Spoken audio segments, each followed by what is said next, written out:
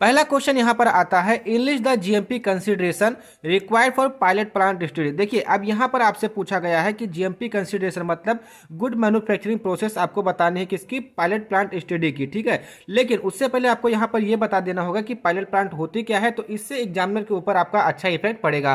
तो pilot plant का मतलब क्या होता है, pilot plant defined as a part of pharmaceutical industry where a lab scale formula is transferred into a viable product by the development liable practical procedure of the manufacture. अब simple सा कहने का मतलब क्या है कि हम अपने लैब में छोटे स्तर पे किसी भी प्रोडक्ट का, किसी भी फार्मास्यूटिकल प्रोडक्शन का या मेडिसिन का या ड्रग का जो प्रोडक्शन करते हैं वो छोटे स्तर पे करते हैं। उसके बाद वो जब सक्सेसफुल हो जाती है, उसका जो एक्शन हमको देखने को मिल जाता है, उसका डिजाइन हमको देखने को मिल जाता है, तो उसको हम बड़े स्केल पे लाने की कोशिश करते हैं, तो उसी को क्या बोलते हैं, पायलट प्लांट। तो सिंपली से पायलट प्लांट का मतलब क्या है कि पायलट प्लांट का मतलब ये है कि हम लैब स्केल फार्मूला को ट्रांसफर करते हैं वाइबल प्रोडक्ट मतलब लार्ज प्रोडक्ट के प्रोडक्शन में करते हैं bye the development of the liable practical procedure of the manufacture.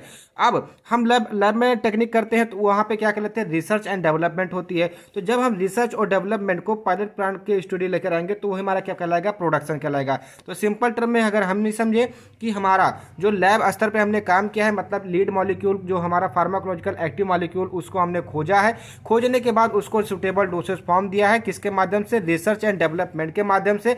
अब वो हमारे छोटे स्तर पे वो दवा तैयार हो गई, अब उसके हमने clinical trial, pre clinical trial सब कुछ कंप्लीट कर लिया, ठीक। अब क्या करना है, उसको हमको मार्केट में लेकर आना है, उसका डेवलपमेंट हमको बढ़ाना है। तो हम उसमें क्या करेंगे, pilot plant scale up technique का यूज करके उसके प्रोडक्शन को बढ़ा देंगे। इसी को क्या बोलेंगे, पायलट प्लांट स्टडी बोलते हैं, ठीक है। अब इसमें जीएमपी के क्या कंसिडरेशन है, क्या रोल है, तो पहली बात क्या है, जीएमपी क्या करेगा, इसमें क्या अपना रोल निभाएगा। पहली बात, इक्विपमेंट क्वालिफिकेशन। कहने का मतलब क्या है कि मतलब रिसर्च एंड डेवलपमेंट में जो भी आपने काम किया उसको अगर आप लार्ज प्रोडक्शन पे करना चाहते हैं तो उसमें जो जो इक्विपमेंट का यूज होगा उसकी क्वालिफिकेशन कहने का मतलब क्या है कि उसकी जो अवेलेबिलिटी है, जो उसका एसओपी है मतलब स्टैंडर्ड ऑपरेटिंग प्रोसीजर है, और उसकी क्या क्या कमियां हैं, क्या क्या अच्छाइयां, ये सारी चीजें उसमें आएगी इक्विपमेंट क्वालिफिकेशन के अंदर। उसके बाद आता है प्रोसेस वैलिडेशन। प्रोसेस वैलिडेशन का मतलब क्या है कि जो भी आप प्रोसेस यूज कर रहे हैं वो वैलिडेटेड है कि नहीं है। उसके बाद रेगुलरली शेड्यूल प्रिवेंटिव मेंटेनेंस। कहने का मतलब क्या है कि आप उसको रेगुलरली मतलब एक शेड्यूल बना लेंगे, उसको प्रिवेंट करेंगे, मेंटेनेंस उसको करते रहेंगे, जो भी मशीन का आप यूज करेंगे, जो भी फार्मूला का आप यूज करेंगे। Regularly process review and revalidation. कहने का मतलब क्या है कि जो भी प्रोसेस होगी उसका आप रेगुलरली रिव्यू करते रहेंगे, और उसमें अगर किसी मतलब वैलिडेशन उसकी खत्म हो गई तो आप उसको रिवैलिडेट करते रहेंगे। आपका रिटर्न एसओपी होना चाहिए। Adequate provision for training of the personnel. कहने का मतलब क्या है कि जो भी पर्सनल उसमें काम करेंगे मतलब ग्रुप ऑफ जो भी लोग वहाँ पे काम करेंगे उनके पास क्या एक प्रोविजन होना चाहिए, उनको एक ट्रेनिंग दी गई हो। Well defined technology transfer system. मतलब कहने का क्या है कि उसके पास एक well defined technology transfer system होना चाहिए, एंड वैलिडेटेड क्लीनिंग प्रोसीजर भी होना चाहिए, ठीक है। इतनी चीजें जीएमपी कंसिडरेशन के अंतर्गत आती है, जो कि अगर आप पायलट प्लांट स्टडी करते हैं तो उसमें आपके लिए ये कंसिडर की जाएगी, या इंपॉर्टेंट है, या इसके लिए ये मतलब अगर आप कोई मतलब रिसर्च एंड डेवलपमेंट से प्रोडक्शन करते हैं बाय द जो पायलट प्लांट, तो ये सारी चीजें कंसिडर की जाएंगी, ठीक है ना। उसके बाद इसमें नेक्स्ट क्वेश्चन आता है, what is the purpose conduction of the pilot plant scale up study. कहने का मतलब क्या है कि हम पायलट प्लांट स्केल अप जो स्टडी करते हैं वो करते क्यों, उसको क्यों कंडक्ट कराते हैं। तो सिंपल सी बात है कि find the mistake on the small scale and make profit on large scale. Simple सा pilot plant scale up technique का जो प्रिंसिपल है वो इसी पर बेस है कि हम अगर कोई फार्मुलेशन मतलब कोई ड्रग हमने बना ली, कोई ड्रग हमने रिसर्च एंड डेवलपमेंट बना ली, अगर हम उसको pilot plant scale up technique study के द्वारा उसका प्रोडक्शन करेंगे तो उसमें क्या होगा कि जब आप उसको स्मॉल स्केल पर उसको प्रोड्यूस करेंगे, मतलब जैसे 1-2 क्वांटिटी, 5-6 क्वांटिटी, 10 से ज़्यादा 50 क्वांटिटी आप उसको करेंगे तो आपको उसकी मिस्टेक पता चल जाएगी कि इसमें क्या कमियां आ रही हैं क्या नहीं। तो उसी छोटे ही स्केल पे आप क्या करेंगे, उस कमियों को दूर कर देंगे। तो जब आप छोटे ही स्केल पे उस कमियों को दूर कर देंगे, तो अगर आप एग्जाम्पल के मान लीजिए कि आपने कमियों को नहीं देखा, आपने क्या कहते हैं 1000 का बैच बना लिया, तो आपका 1000 का नुकसान हो जाएगा, 1000 बैच का नुकसान हो जाएगा। लेकिन वही अपने एक बैच बनाया, उसमें मिस्टेक जो थी उसको फाइंड आउट किया, फिर उसको सॉल्व किया, उसके बाद फिर आपने उसको सॉल्व आउट करने के बाद फिर 1000 बैच जब आपने बनाया तो आपने देखा कि आपको प्रॉफिट भी ज्यादा होगा और आपका वहां पे लॉस भी नहीं हो रहा होगा, ठीक है ना। तो मेन मोटिव कंडक्शन यही है कि pilot plant scale up study को कंडक्ट कराने का, ठीक। अब कुछ इसमें हमारे मतलब क्यों कराते हैं, to avoid the repetition of expensive and lengthy risk. कहने का मतलब क्या है कि जो हम एक्सपेंसिव जो रिपीटिशन करते हैं, मान लीजिए एग्जांपल के तौर पे कि हमने कोई बैच प्रोडक्शन बनाया, अब उसके हमने 10 क्वांटिटी बनाई, अब दोस्तों की हमको एनालिसिस करनी है, तो 10 बनाने से अच्छा है कि पहले हम एक बार बनाए, उसकी एनालिसिस करें, अगर वो हमारे सही रहता है देन उसका हम 10 बना के फिर से एनालिसिस करें। अगर हम डायरेक्ट 10 पे जाएंगे तो 10 एनालिसिस करने का जो खर्चा होगा वो हमको ज़्यादा पड़ जाएगा एज कम्पेयर टू 1, ठीक है, एंड लेंदी रिस्क भी हो सकता है। To predict the effect of many fold increase in the scale. इसका मतलब कहने का क्या है कि हम पहले से प्री डिटरमाइन कर लेंगे कि हम जितने ज़्यादा इसमें फोल्डिंग बढ़ाते रहेंगे अपने स्केल पे, उतना ज़्यादा वो बढ़ता चला जाएगा, उतना ज़्यादा हमको वहाँ पे प्रॉफिट देखने को मिलेगा। To validate the dosage form of the newly formulated drug as well as that are already available in the market. कहने का मतलब क्या है कि जैसे कोई भी आप नई ड्रग बना रहे हैं या कोई भी ड्रग ऐसी है जो कि मार्केट में अवेलेबल है, ठीक है ना, अगर आप उसका क्या कर रहे हैं कि pilot plant scale up study कर रहे हैं तो वहाँ पर जो भी उसकी कमियाँ होंगी, जो भी उसकी अनवैलिडिटी हो जाएगी, ठीक है, एग्जांपल के मान लें तो जैसे आप रिचार्ज करवाते हैं तो 28 दिन के बाद खत्म हो जाता है, उसी प्रकार से कोई आप ड्रग बनाते हैं तो उसकी भी तो एक एक्सपायरी डेट होती है, उसमें तो आप नए नए मॉडिफिकेशंस कर सकते हैं, ठीक है। तो उसी के लिए हम पायलट प्लांट स्केल टेक्निक का यूज करते हैं। To produce small quantity of the product for evaluation stability study and market testing. मतलब सिंपल सा कहने का क्या है कि हम प्रोड्यूस करेंगे स्मॉल क्वांटिटी में किसी भी ड्रग प्रोडक्ट को, किसी भी फार्मास्यूटिकल डिवाइस को या किसी भी फार्मास्यूटिकल प्रोडक्ट को, उसके इवैल्यूएशन के लिए, मतलब वही एनालिसिस वगैरह के लिए, स्टेबिलिटी स्टडी के लिए एंड मार्केट टेस्टिंग के लिए, ठीक।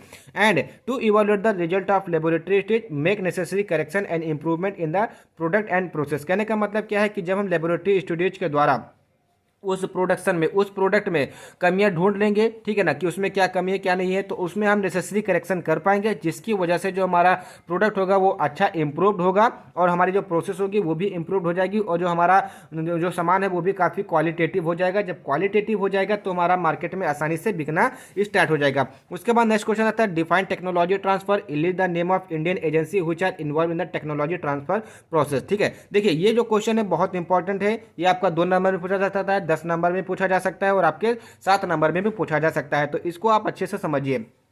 पहले बात कहने का मतलब क्या है कि टेक्नोलॉजी ट्रांसफर, ट्रांसफर का मतलब क्या होता है कि एक स्थान से दूसरे स्थान पर भेजना या एक लोग से दूसरे लोग को भेजना। जैसे हम बैलेंस ट्रांसफर करते हैं, जैसे हम अपने अकाउंट से ट्रांसफर करते हैं बैलेंस आपको, ठीक, तो ये क्या हुआ कि मैंने अपने अकाउंट से पैसा निकाल करके आपके अकाउंट में भेजा, तो इसको क्या बोला हमने, ट्रांसफॉर्मेशन किया, कि मतलब मैंने भेजा। तो उसी बात ट्रांसफर का क्या मतलब है, ट्रांसपोर्टेशन, एक स्थान से दूसरे स्थान पर किसी भी वस्तु को ले जाना, दिस इज कॉल्ड ट्रांसपोर्टेशन। और उसी प्रकार से ट्रांसफर क्या है कि जब हम किसी भी, मतलब टेक्नोलॉजी ट्रांसफर क्या है, जब हम किसी टेक्नोलॉजी को सेंडिंग यूनिट से रिसीविंग यूनिट को भेजते हैं। कहने का मतलब क्या है कि जैसे मैं हूं, मैंने कोई लीड मॉलिक्यूल सर्च किया, उसका हमने डेवलपमेंट मतलब रिसर्च एंड डेवलपमेंट किया, अब उसके बाद हमको क्या करना है कि किसी रिसीविंग मतलब किसी एक फार्मास्यूटिकल कंपनी को देना है कि आप इसका प्रोडक्शन कीजिए, तो वहां पे मैं सेंडिंग यूनिट हो जाऊंगा। क्यों? क्योंकि मैंने उसको बनाया है, मैं उसका ऑनर हूं, मेरी वो टेक्नोलॉजी है, वो मैं सेंडिंग यूनिट। अब जो रिसीव करेगा वो उसका प्रोडक्शन कर देगा, तो इसका मतलब क्या जाएगा, वो रिसीविंग यूनिट। तो सिंपल से अगर हम बोले तो technology transfer is a process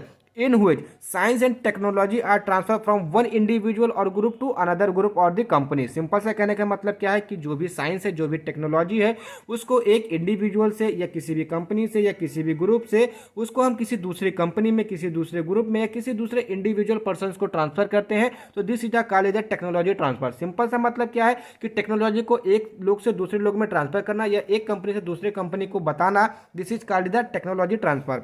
अब ठीक है, अब इसकी हम सिंपल सा WHO की डेफिनेशन देख लें तो technology transfer is a logical procedure. मतलब क्या है, एक लॉजिकल प्रोसीजर है that control the transfer of any process together with is documentation and professional expertise between the development and the manufacture और द साइट। देखो कहने का मतलब क्या है कि जब हम किसी टेक्नोलॉजी को ट्रांसफर करते हैं तो उसको ओरली तो बताएंगे नहीं, उसके लिए प्रॉपर डॉक्यूमेंटेशन होना चाहिए। अब ऐसा भी नहीं है कि आपने प्रोडक्शन किया तो आप किसी भी कंपनी को जाकर के बता दें, जिसके पास हमारा क्या, कहने का मतलब क्या है कि जिसके पास लाइसेंस ना हो या जो अथोराइज ना हो उसको नहीं बता सकते। इसीलिए वहाँ पे प्रोफेशनल एक्सपर्टीज के बीच में ही होना चाहिए। जैसे मैं फार्मेसी का स्टूडेंट हूँ, आप भी फार्मेसी के स्टूडेंट, फार्मेसी का टीचर, आप भी फार्मेसी के टीचर। अब हम क्या करें कि हम चल के आर्ट साइड वाले को अगर हम फार्मेसी समझाएंगे तो उसको समझ में आएगी, नहीं समझ में आएगी। तो इसलिए जो प्रोफेशनल एक्सपर्टीज होना चाहिए वो उनका जो क्राइटेरिया, जो उनका जो स्केल होना चाहिए वो दोनों सेम होना चाहिए कि मैं भी फार्मेसी से हूँ तो आप भी फार्मेसी से होने चाहिए। अगर मैं फार्मेसी से हूँ, अगर आप आर्ट से, तो इन दोनों के बीच में किसी भी प्रकार की कम्युनिकेशन नहीं हो पाएगी। तो इसलिए टेक्नोलॉजी ट्रांसफर जो है WHO समिति ने गाइडलाइन दी कि जो टेक्नोलॉजी ट्रांसफर होगा वो वेल डॉक्यूमेंटेड होना चाहिए और साथ ही साथ में प्रोफेशनल एक्सपर्ट के बीच में होना चाहिए, ना कि किसी भी ऐसे वैसे इंसान को जिसको उसके विषय में जानकारी ना हो। ठीक, ये हो गया आपका क्वेश्चन नंबर 3। अब इसमें क्वेश्चन और पूछा है, Indian agency for the technology transfer in India. ठीक है, पहली जो एजेंसी है वो APCTD है। A for Asian and P for Pacific होता है। C for centre for technology transfer, ठीक है ना, development. A for Asian and P for Pacific, C for centre, T for transfer of technology और D for हमारा development हो जाएगा। ठीक, NRDC national research development corporation बहुत इंपॉर्टेंट है, आपसे एग्जाम में पूछा भी जा सकता है। टीफैक TIFAC, इसका मतलब क्या है, T for technology, I for information, F for forecasting and assessment council. ठीक, BCIL biotech consortium India limited, ठीक है ना। TBSC technology bureau of the small enterprises. ठीक है, ये हमारी कुछ एजेंसी हैं जिसको कि आपको एग्जाम में बताना होगा।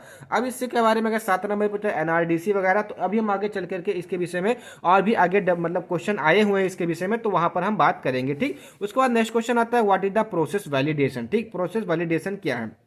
ठीक, तो process validation as the collection and evaluation of the data from the process design stage through the commercial production which establish the scientific evidence that a process is capable of consistently delivering a quality product। Simple से कहने का मतलब क्या है कि process validation क्या है कि जब आप कोई प्रोसीजर फॉलो करते हैं, उस प्रोसीजर फॉलो करने के बाद आपको जो रिजल्ट मिलता है, जो प्रोडक्ट मिलता है, वो उसकी जो क्वालिटी है उसमें किसी भी प्रकार की आपको मतलब इधर उधर का देखने को मिल जाता है, डेविएशन देखने को नहीं मिलता है, तो वो जो प्रोसेस होती है वो हमारी एक्यूरेट होती है, उसी को बोलते हैं क्या, प्रोसेस वैलिडेशन। वैलिडेशन का मतलब वैधता होता है। तो सिंपल सा हम ये समझने की कोशिश करें कि प्रोसेस वैलिडेशन क्या है, ये कलेक्शन है और इवैल्यूएशन है किसका, डाटा का, जो कि हमको प्रोसेस डिजाइन से मिलता है। प्रोसेस डिजाइन का कहने का मतलब क्या है कि जब हम किसी कॉमर्शियल स्टेज पे किसी भी ड्रग फॉर्मुलेशन का या फार्मास्यूटिकल डिवाइस का प्रोडक्शन करते हैं, ठीक है, तो जब प्रोडक्शन करते हैं तो उसमें हम प्रोसेस डिजाइन तो करते हैं। वही डिजाइन क्या है, जैसे हम क्या करते हैं कि अपनी लैब में,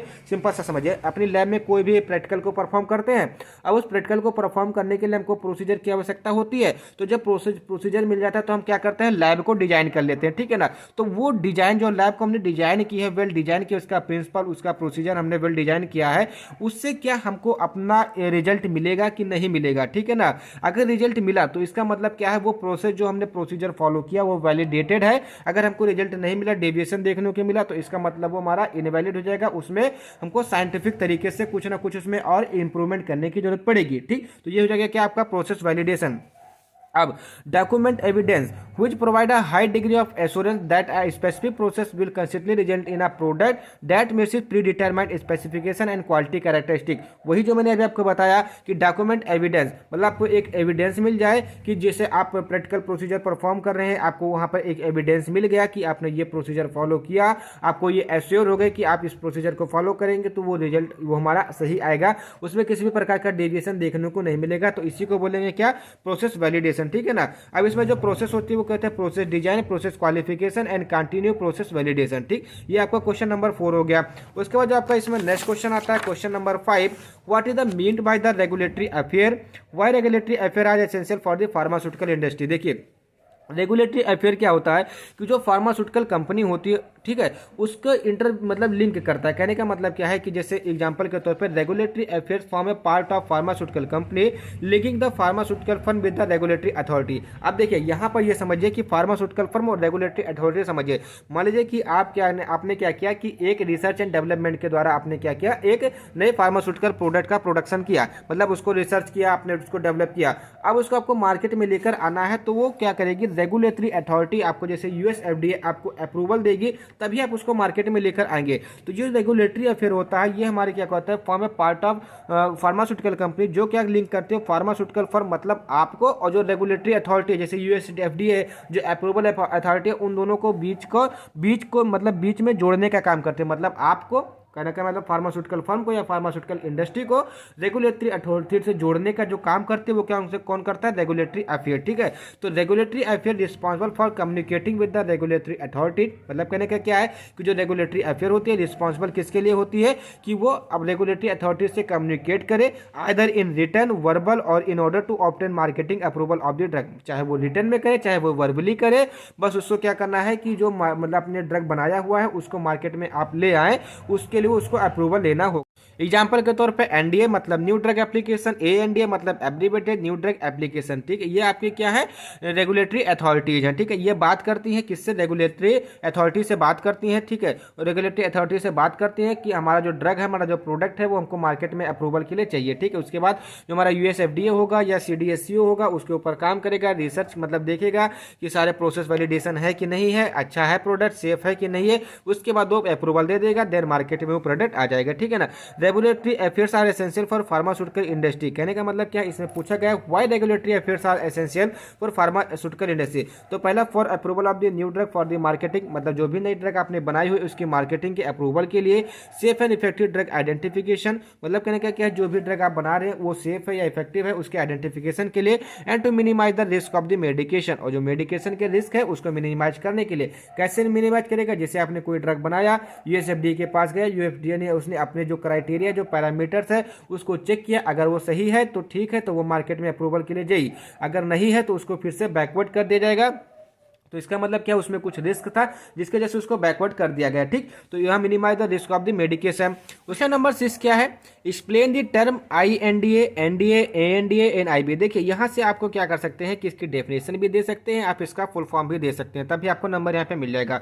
आईएनडीए का मतलब क्या है, investigational new drug application. NDA का मतलब क्या है, न्यू ड्रग एप्लीकेशन। एएनडीए का मतलब क्या है, abbreviated new drug application. NIB का मतलब क्या है, इन्वेस्टिगेशनल ब्रोंकर। ठीक है, तो इसके विषय में आइए एक एक करके जानते हैं। तो आईएनडी क्या है, investigational new drug application is a request from a clinical study sponsored to obtain authorization from the Food and Drug Administrator to administer an investigational drug और biological product to the human। कहने का मतलब simple सा, INDA का मतलब क्या है कि जब कोई आप ड्रग फॉर्मुलेट करते हैं तो उसके ह्यूमन क्लिनिकल टेस्टिंग के लिए यूएसएफडीए से आप अप्रूवल मांगते हैं, उसी को क्या बोलते हैं आप, आईएनडीए। ठीक है ना, इन्वेस्टिगेशनल न्यू ड्रग एप्लीकेशन।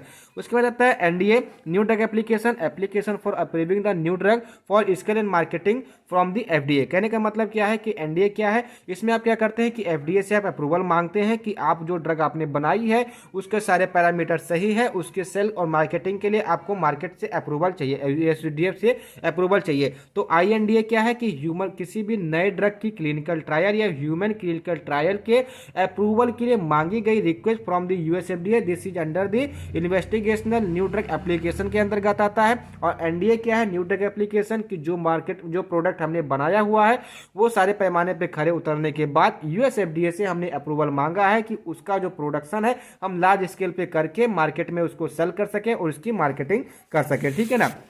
उसके बाद एएनडीए क्या है, एब्रीवेटेड न्यू ड्रग एप्लीकेशन। देखिए इसमें क्या होता है कि आप सुनते होंगे पेटेंट और जेनरिक। ठीक है, तो सिंपल सा कहने का मतलब क्या है कि ये कुछ ऐसे डाटा कंटेन किए होते हैं जिसको एफडीए को सबमिट किया जाता है, उसको रिव्यू करने के बाद जो भी पेटेंट ड्रग है उसको हमारे वो जेनरिक में कन्वर्ट कर देते हैं। कहने का मतलब क्या है कि जैसे पेटेंट ड्रग है उसको हमने 20 साल 25 साल तक पेटेंट रखा, उसके बाद उसको हम जेनरिक कैटेगरी में लाना चाहते हैं, तो उसके लिए क्या करते हैं, abbreviated new drug application form को फिलअप करते हैं और यूएसएफडीए को भेजते हैं। देन वो वहाँ पर आपका इवैल्यूएशन करेगा, देन वो फर्दर क्या करेगा, आपका वहां पर अप्रूवल देगा, देन वो मेडिसिन आपकी किसके अंदर में जाएगी, जेनरिक कैटेगरी के अंतर्गत में आ जाएगी। उसके बाद आईबी पूछा गया, इन्वेस्टिगेशन ब्रोंकर। ये क्या है, investigation brochure is a compilation of the clinical and non-clinical data on investigational product data relevant to study of product in a human subject। कहने का मतलब क्या है, इन्वेस्टिगेशनल ब्रोंकर के अंदर आपका जो भी क्लिनिकल डाटा होगा, मतलब आपने जो क्लिनिकल ट्रायल किया था, जो उसकी फार्माकोलॉजिकल एक्टिविटी देखी थी ये, और साथ में नॉन क्लिनिकल डाटा जैसे उसका जो फिजिकल फार्मास्यूटिक्स के जितने भी आते हैं, जैसे उसकी dissolution rate, partition coefficient, stability, solubility,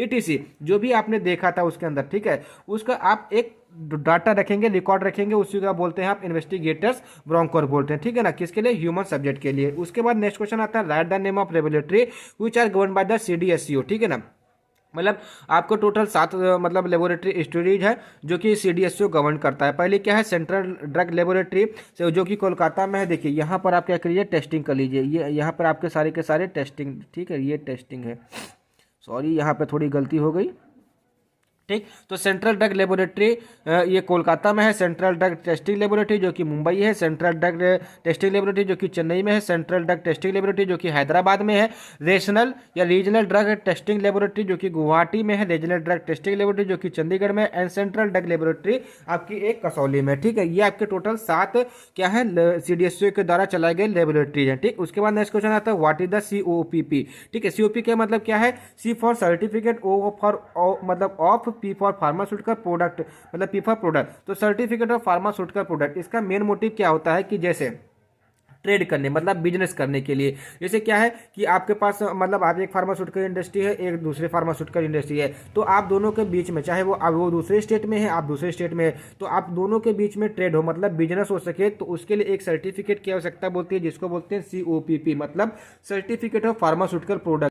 ठीक, तो क्या मानेगा? Certificate of pharmaceutical product is a certification scheme developed by the WHO to promote the trade of the pharmaceutical product in between the member state. ठीक है, जो कि state के member होंगे उनके बीच में ट्रेड संभव हो सके और अच्छा हो, ठीक है ना, फार्मास्यूटिकल प्रोडक्ट का, इसलिए COPP को WHO ने स्टार्ट किया। अब इसमें जो रिक्वायर्ड है या जो नीड है वो क्या क्या है? For the global marketing approval of the drug और प्रोडक्ट और फार्मास्यूटिकल प्रोडक्ट। कहने का मतलब क्या है कि यहाँ पर अगर हमको हमारे पास COPP मतलब सर्टिफिकेट ऑफ फार्मास्यूटिकल प्रोडक्ट का जो सर्टिफिकेट मिल जाता है तो हम ग्लोबल मार्केट पे अपने ड्रग को मार्केट कर सकते हैं। ठीक है ना, मतलब बेच सकते हैं। Importing and exporting the pharmaceutical product for selling, purchasing and distribution. कहने का मतलब क्या है? अगर हमारे पास COPP का सर्टिफिकेशन है तो हम अपने ड्रग को इंपोर्ट एक्सपोर्ट भी कर सकते हैं। ठीक है ना, और pharmaceutical product for the selling, sale के लिए, परचेज के लिए और डिस्ट्रीब्यूशन के लिए। Assessment of the quality of the pharmaceutical product, मतलब कहने का क्या है कि अगर हमारे पास COPP का सर्टिफिकेशन है तो हम किसी भी फार्मास्यूटिकल कंपनी को या किसी भी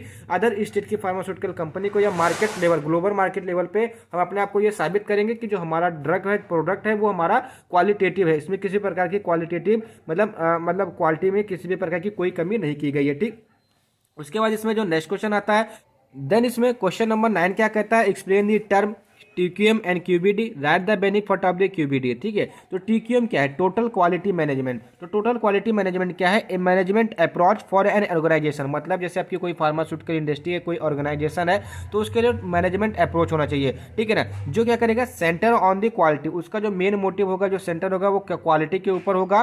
based on the participation for all its member, मतलब जिसमें क्या होंगे कि वो जो किस पे बेस्ड होगा कि जो भी आपके मतलब ऑर्गेनाइजेशन में जितने भी मेंबर उसमें पार्टिसिपेट कर रहे हैं और उनका एम क्या होगा? And aiming at long term success through the customer satisfaction and benefit to all members of the organisation and the society. देखिए, अब सिंपल सा समझिए TQM क्या है। TQM एक ऐसा मैनेजमेंट अप्रोच है जो कि आपको क्या करता है कि जो आपका प्रोडक्ट है वो बताता है कि आपकी जो क्वालिटी होनी चाहिए वो बेटर होनी चाहिए। जब आपकी क्वालिटी होगी, ठीक है, तो आपका जो कस्टमर होगा वो सेटिस्फाई होगा, और जब आपका कस्टमर सेटिस्फाई होगा तब आपका वहाँ पे प्रॉफिट ज़्यादा देखने को मिलेगा। और आपकी क्वालिटी कब होगी, अच्छी कब होगी? जब आपके अंदर काम करने वाले सारे पार्टिसिपेशन, सारे स्टाफ, सारे मेंबर्स का ये एम हो जाएगा कि हमको जो ड्रग प्रोवाइड करानी है, जो फार्मास्यूटिकल प्रोडक्ट हमको प्रोवाइड करानी है, उसकी जो क्वालिटी में कोई भी प्रकार की कमी ना हो पाए। ये आता है किसके अंदर में? TQM। ठीक है, उसके बाद क्वालिटी बाय डिजाइन क्या है?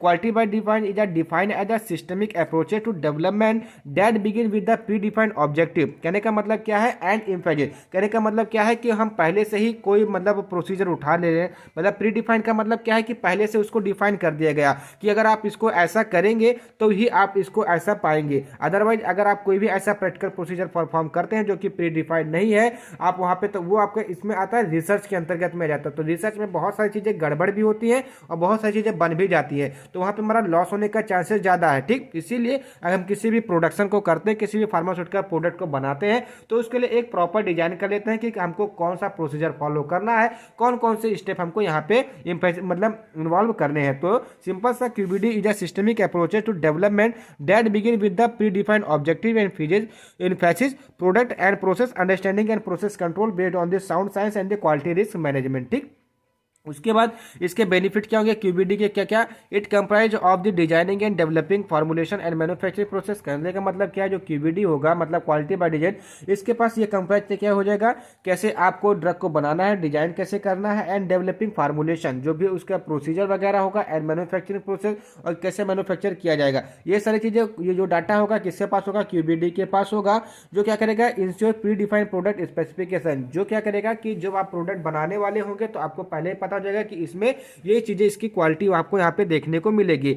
Help in determining the impact of raw material, critical process parameter on a critical quality attribute and identification and control of the source of the variability. मतलब इससे आपको पता चल जाएगा कि वहाँ पे जो भी हमारा डिफेक्ट आ रहा है, जो भी डेविएशन आ रहा है, किसकी वजह से आ रहा है, तो उसके भी आप वहाँ पे आइडेंटिफिकेशन कर सकेंगे, देन उसको आप वहाँ पे दूर कर सकेंगे। ठीक, उसके बाद क्वेश्चन नंबर 9 आता है, what is the role of the six sigma in the pharmaceutical. तो सिक्स सिग्मा क्या है, इसके विषय में पहले हम जान लेते हैं। देखिए कहने का सिक्स सिग्मा का मतलब क्या है कि आप अपने फार्मास्यूटिकल इंडस्ट्री आप चला रहे हैं, वहां पे प्रोडक्शन कर रहे हैं, तो उस प्रोडक्शन को करने के लिए, कहने का मतलब क्या, आप जो प्रोडक्शन कर रहे हैं तो वहां पर आप क्या क्या ऐसे टेक्निक लगा सकते हैं जिससे कि आपकी जो कॉस्ट है वो घट जाए लेकिन आपकी क्वालिटी उतनी ही रहे। तो इसीलिए हमको एक नए मतलब कॉन्सेप्ट का निर्माण किया गया जिसको बोलते हैं सिक्स सिग्मा कॉन्सेप्ट। तो six sigma concept is referred as the statical concept. मतलब क्या है, ये स्टैटिकल कॉन्सेप्ट है वेयर इन ए प्रोसेस और प्रोडक्ट और set of measurements are verified in term of defect at the six sigma. मतलब कि उसमें किसी प्रकार का डिफेक्ट तो नहीं है, जैसे आप कोई प्रोसीजर फॉलो कर रहे हैं,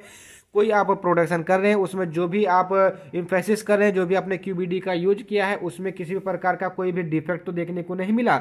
अब उसी डिफेक्ट को आप वेरीफाई करेंगे, वेरीफाई करने के बाद उसको सॉल्व आउट करेंगे, देन आपकी क्वालिटी को इंप्रूव करेंगे। इसी को क्या बोलते हैं, सिक्स सिग्मा कॉन्सेप्ट। ठीक है ना। अब क्या क्या है इसके अंदर, जैसे मनी हो गया, पहली बात तो मनी हो गई, कस्टमर सेटिस्फिकेशन हो गया, क्वालिटी हो गया, इंपैक्ट ऑन एम्प्लॉय हो गया, ग्रोथ हो गया, एंड कॉम्पिटिटिव एडवांटेजेस हो गया। अब रोल क्या है सिक्स सिग्मा कॉन्सेप्ट का इन the pharmaceutical, improve the productivity. पहले क्या है कि आपकी प्रोडक्टिविटी होगी वो बढ़ जाएगी, improve the quality of the product, मतलब जो आपके प्रोडक्ट की क्वालिटी होगी वो बढ़ जाएगी, and to enhance the yield productivity level. मतलब कहने का क्या है कि आपको जो यील्ड होगी, मतलब जो आपको मिलेगा जो प्रोडक्टिविटी लेवल वो भी इनहेंस होगा। To improve the customer satisfaction, मतलब जो आपका कस्टमर को भी सेटिस्फाइड हो जाएगा क्योंकि आपकी जो क्वालिटी होगी वो अच्छी हो जाएगी। And to decrease the deviation, और आपके उस जो प्रोडक्ट होगा, जो प्रोसीजर होगा, उसमें आपको किसी प्रकार का डेविएशन देखने को नहीं मिलेगा। ठीक है, तो यह था आपका सेक्शन ए जिसमें हमने टोटल 10 क्वेश्चन यहाँ पे सॉल्व आउट किए हैं। अब उसके बाद आपका आता है क्वेश्चन मतलब सेक्शन बी जिसमें आपके टोटल 3 क्वेश्चन होते हैं। तो इसमें जो पहला क्वेश्चन आता है, who is the drug controller general of the India, describe the organisation and function of the CDSCO, write the function of laboratories govern by the CDSCO. मतलब यहाँ पर आपको सीडीएससीओ के बारे में पूरी की पूरी ब्रीफ डिस्कशन देनी है। तो पहले यहाँ पे आपसे क्या पूछा गया, who is the drug controller general of the India. तो doctor Venugopal G Somani is the present drug controller general of the India responsible for. अब मतलब जो हमारे सीडीएससीओ है या ये जो drug controller of the India है, ठीक है, जनरल ऑफ द इंडिया, ये किसके लिए रिस्पॉन्सिबल है, responsible for approval of the license, मतलब जो लाइसेंस अप्रूवल होता है, और कौन सा license, specific category of the drugs है, चाहे ब्लड प्रोडक्ट, जैसे ब्लड बैंक बनाने के लिए, या ब्लड प्रोडक्ट जो भी ह्यूमन प्लाज्मा होता है, ठीक है, प्लेटलेट वगैरह होता है, या सीधा हीमोग्लोबिन होता है, उसका आपको एक स्टोर बनाना है, उसके लिए लाइसेंस, आईवी फ्लूइड के लिए लाइसेंस, वैक्सीन एंड सीरा को बेचने के लिए या उसके लिए एक लाइसेंस की जो आपकी आवश्यकता होती है, उसके अप्रूवल के लिए जो हमारा कौन, सेंट्रल गवर्नमेंट, मतलब जो हमारी drug controller general of the India है वो रिस्पॉन्सिबल होते हैं। कौन है, डॉक्टर वेणुगोपाल जी सोमानी। ठीक है ना। अब यहाँ पे पूछा गया है, describe the organisation and function of the CDSCO. CDSCO मतलब central drug standard control organisation. ठीक है ना। ये क्या करता है, ये भी लाइसेंस अथॉरिटी करता है, प्रमोट करता है पब्लिक हेल्थ को, कि मतलब जैसे क्या एग्जांपल के तौर पे, मतलब कि आपने कोई नई ड्रग बनाई है, उसका इवैल्यूएशन करेगा कि वो आपके मतलब ठीक है, सेफ है कि नहीं सेफ है। ठीक है, तो यही सब किसी के विषय में मैं सीडीएससीओ के अंतर्गत में आता है, तो उसी के विषय में डिस्कस करेंगे। तो पहला क्या है, आपको फुल फॉर्म जानना है। सीडीएससीओ, सी फॉर क्या होता है, central, D for drug, S for standard, C for control and O for organisation. तो central drug standard control organisation. ठीक, तो central drug standard control organisation is a central drug authority. मतलब क्या है, ये सेंट्रल ड्रग की authority है, मतलब जो सेंट्रल अथॉरिटी है उसका एक पार्ट है for discharging the function assigned to the central government under the drug and the cosmetic act. मतलब कहने का क्या है कि जो कि सेंट्रल गवर्नमेंट ने under drug and cosmetic act के अंतर्गत जो भी रूल बनाए हैं, जो भी हमारे कहने का मतलब क्या है, जो भी लॉ बनाए हैं उसको फॉलो करें, उसको फॉलो करते हुए जो भी अथॉरिटी है, जो भी लाइसेंस है उसको प्रोवाइड कराए, इसके लिए रिस्पॉन्सिबल क्या होता है, CDSCO रिस्पॉन्सिबल होता है। अब इसका विजन क्या है, मतलब इसको मतलब क्यों बनाया गया, तो to protect and promote the public health India. कहने का मतलब क्या है, जो इंडिया है मतलब ये CDSCO है जो हमारी क्या है इंडिया की अथॉरिटी, जैसे USFDA क्या है, United state food and drug administration है, वो हमारी क्या है ग्लोबल लेवल की है, मतलब वो अमेरिका की है, US की है, लेकिन वो ग्लोबल लेवल पे काम करती है। वही अगर हम जैसे USDFA हमारे US की है, उसी प्रकार से CDSCO हमारी इंडिया की है, ठीक। It mission is to safeguard and enhance the public health by assuring the safety, efficacy and quality of the drug, cosmetic and medical devices. कहने का मतलब क्या है कि कोई भी मतलब जो मेडिकल डिवाइसेस या फार्मास्यूटिकल प्रोडक्ट हो गए, या जो भी हमारे मेडिकल डिवाइसेस है उसकी उसकी इवैल्यूएशन करेंगे, उसकी सेफ्टी की जांच करेंगे, एफिकेसी को देखेंगे, उसकी क्वालिटी को देखेंगे, वो उसकी सेफ्टी को देखेंगे कि वो हमारे पब्लिक मतलब जो इसके लिए हम यूज करेंगे, जिस पेशेंट के लिए यूज करेंगे उसके लिए सेफ है कि नहीं है, ठीक है। इन सब प्रोसेस को क्या करेंगे, वो इवैल्यूएशन करेंगे, देन उसको आप क्या करेंगे, अप्रूवल करा देंगे, CDSCO उसको अप्रूव कर देगा, देन वो आप मार्केट में ला करके उसको बेच सकेंगे, ठीक है ना। अब organization of the CDSCO total इसमें जो है 5 होते हैं। हेडक्वार्टर हो गया, जोनल ऑफिस हो गया, सब जोनल ऑफिस हो गया, पोर्ट ऑफिस हो गया, लेबोरेटरी। अब इन्हीं को एक एक करके हम समझते हैं। तो हेडक्वार्टर क्या है, headquarter of the CDSCO is located at the FDA भवन न्यू दिल्ली, मतलब FDA भवन न्यू दिल्ली में इसका हेडक्वार्टर है, किसका, CDSCO। Responsibility of the headquarter, मतलब जो हेडक्वार्टर है जो कि FDA भवन दिल्ली में स्थित है, उसकी क्या क्या रिस्पॉन्सिबिलिटी है। Approval of the new drug and clinical trials, मतलब वो क्या करेगा, जो भी न्यू ड्रग है उसको अप्रूव देगा और उसके क्लिनिकल ट्रायल के लिए अप्रूवल देगा। Providing license as a central licensing approval authority, मतलब कहने का क्या है कि जो भी लाइसेंस की आवश्यकता होगी, जैसे ब्लड प्रोडक्ट के लिए या प्लाज्मा के लिए या सीरा के लिए, वैक्सीन के लिए, वहाँ पे लाइसेंस प्रोवाइड कराएगा। Control import of the drug, मतलब जो इंपोर्ट ऑफ द ड्रग है उसको कंट्रोल करेगा। And carrying out the work device by the DTAB, मतलब drug technical advisory board, and DCC मतलब ड्रग कंसल्टेटिव जो कमेटी है उसकी जो वर्क है उसमें उसको एडवाइस देगा, ठीक है ना। उसके बाद दूसरा आता है जोनल ऑफिस। तो CDSCO को टोटल 6 जोनल ऑफिस है, जिसमें कुछ इंपॉर्टेंट जैसे CDSCO ईस्ट जोन जो कि कोलकाता में है, CDSCO वेस्ट जोन जो कि मुंबई में है, CDSCO Ahmedabad zone and CDSCO Hyderabad zone, ठीक है। यहाँ पे टोटल इसके क्या है 6 जोनल ऑफिस हैं। अब इनकी रिस्पॉन्सिबिलिटीज क्या है, GMP ऑडिट करना, मतलब जो भी गुड मैन्युफैक्चरिंग प्रोसेस है उसको ऑडिट करना। जो भी लाइसेंस आपको मिला हुआ है उसका प्री या पोस्ट लाइसेंस, मतलब जैसे प्री का जब आपने लाइसेंस के लिए अप्रूवल मतलब रिक्वेस्ट किया हो, एप्लीकेशन दिया हो, तो उसका इंस्पेक्शन करना। पोस्ट लाइसेंसिंग इंस्पेक्शन का मतलब जब आपको लाइसेंस मिल गया उसके 1-2 साल के बाद क्या आप अपना काम अच्छे से कर रहे कि नहीं कर रहे, उसका इंस्पेक्शन करना किसका काम होता है, जोनल ऑफिस का काम होता है। Maintain coordination with state drug controller, मतलब कहने का कि जो स्टेट ड्रग कंट्रोलर तो उनके साथ में कोऑर्डिनेट बना के रखना। एंड पोस्ट मार्केटिंग सर्विलांसेस, ETC इसका की रिस्पॉन्सिबिलिटी है। उसके बाद आता है थर्ड, आपका क्या आता है, सब जोनल ऑफिसेस, ठीक है ना, located at the Bengaluru, Chandigarh, Jammu, Indore and the Goa. And responsibility से सेम एज जोनल ऑफिस होता है, मतलब जोनल ऑफिस के जैसे क्या काम था, GMP ऑडिट करना, प्री एंड पोस्ट लाइसेंस को इंस्पेक्ट करना, उसके मतलब मेंटेन करना कि स्टेट लेवल से वो बनी रहे साथ में, और सर्विलांसेस जो पोस्ट मार्केटिंग सर्विलांसेस है उसको मतलब कैरी आउट करना, ठीक। उसके बाद आपका फोर्थ क्या है, पोर्ट ऑफ मतलब पोर्ट ऑफिस या एयरपोर्ट। तो they are involve in the regulation of import and export activity of the drug product. कहने का मतलब क्या है कि एक स्टेट से दूसरे स्टेट में जब कोई भी ड्रग का इंपोर्ट या एक्सपोर्ट होगा उसकी एक्टिविटी को कौन मतलब कैरी आउट करेगा, पोर्ट ऑफिस या एयरपोर्ट, ठीक है ना। Also responsible for the exercise quality control of the important drug. कहने का मतलब क्या, रिस्पॉन्सिबल होता है कि जो क्वालिटी कंट्रोल है, जो ड्रग है जो आपने इंपोर्ट करके लेकर आई है ड्रग, उसकी क्वालिटी क्या है, उसकी क्वालिटी कंट्रोल है कि नहीं है, इसका भी इवैल्यूएशन करता है। Total 13 CDSCO port office available है इन द इंडिया। उसके बाद 5वां ऑर्गेनाइजेशन मतलब क्या है, लेबोरेटरी पार्ट है। टोटल 7 CDSCO लेबोरेटरी अवेलेबल है। मैंने अभी आपको 2 नंबर बताया, सेंट्रल ड्रग लेबोरेटरी जो कि कोलकाता में है, सेंट्रल ड्रग टेस्टिंग लेबोरेटरी जो कि मुंबई में है, सेंट्रल ड्रग टेस्टिंग लेबोरेटरी जो कि चेन्नई में है, सेंट्रल ड्रग टेस्टिंग लेबोरेटरी जो कि हैदराबाद में है, रीजनल ड्रग टेस्टिंग लेबोरेटरी जो कि गुवाहाटी में है, नेशनल ड्रग टेस्टिंग लेबोरेटरी जो कि चंडीगढ़ में है, एंड सेंट्रल ड्रग लेबोरेटरी जो कि कहाँ पर है, कसौली में स्थित है, ठीक है। तो ये हमारे क्या है, organization of the CDSCO। Total कितने पार्ट है, 5 पार्ट है। हेडक्वार्टर हो गया, जोनल ऑफिस हो गया, सब जोनल ऑफिस हो गया, एयरपोर्ट्स हो गया एंड लेबोरेटरी हो गया, ठीक है ना। हेडक्वार्टर कहां पर, FDA भवन में है। उसका काम क्या होता है कि जो लाइसेंस को अप्रूव करना होता है, ठीक है ना। उसके बाद zonal office, total zonal office कितने हैं, 6 जोनल ऑफिस हैं, ठीक है ना। उनका काम क्या होता है, इंस्पेक्शन करना, पोस्ट मार्केटिंग सर्विलांसेस को देना और साथ ही साथ में इंस्पेक्शन करना। उसके बाद सब सब जोनल ऑफिस कितने आपके टोटल 5 है। इनका जो काम क्या होता है सेम है जोनल ऑफिस के तरीके से होता है। उसके बाद आपका कौन सा आता है, पोर्ट ऑफिस होता है। पोर्ट ऑफिस का काम क्या होता है कि जो भी ड्रग इंपोर्ट हुई है, एक्सपोर्ट हुई है, उसका क्वालिटी कंट्रोल टेस्टिंग करना, ईटीसी काम किसका होता है, आपका पोर्ट ऑफिस का होता है। उसके बाद लेबोरेटरी टोटल आपकी 7 है, सातों लेबोरेटरी मैंने आपको यहाँ पे बता दिया, ठीक। तो ये आपका कहता है ऑर्गेनाइजेशन हो गया।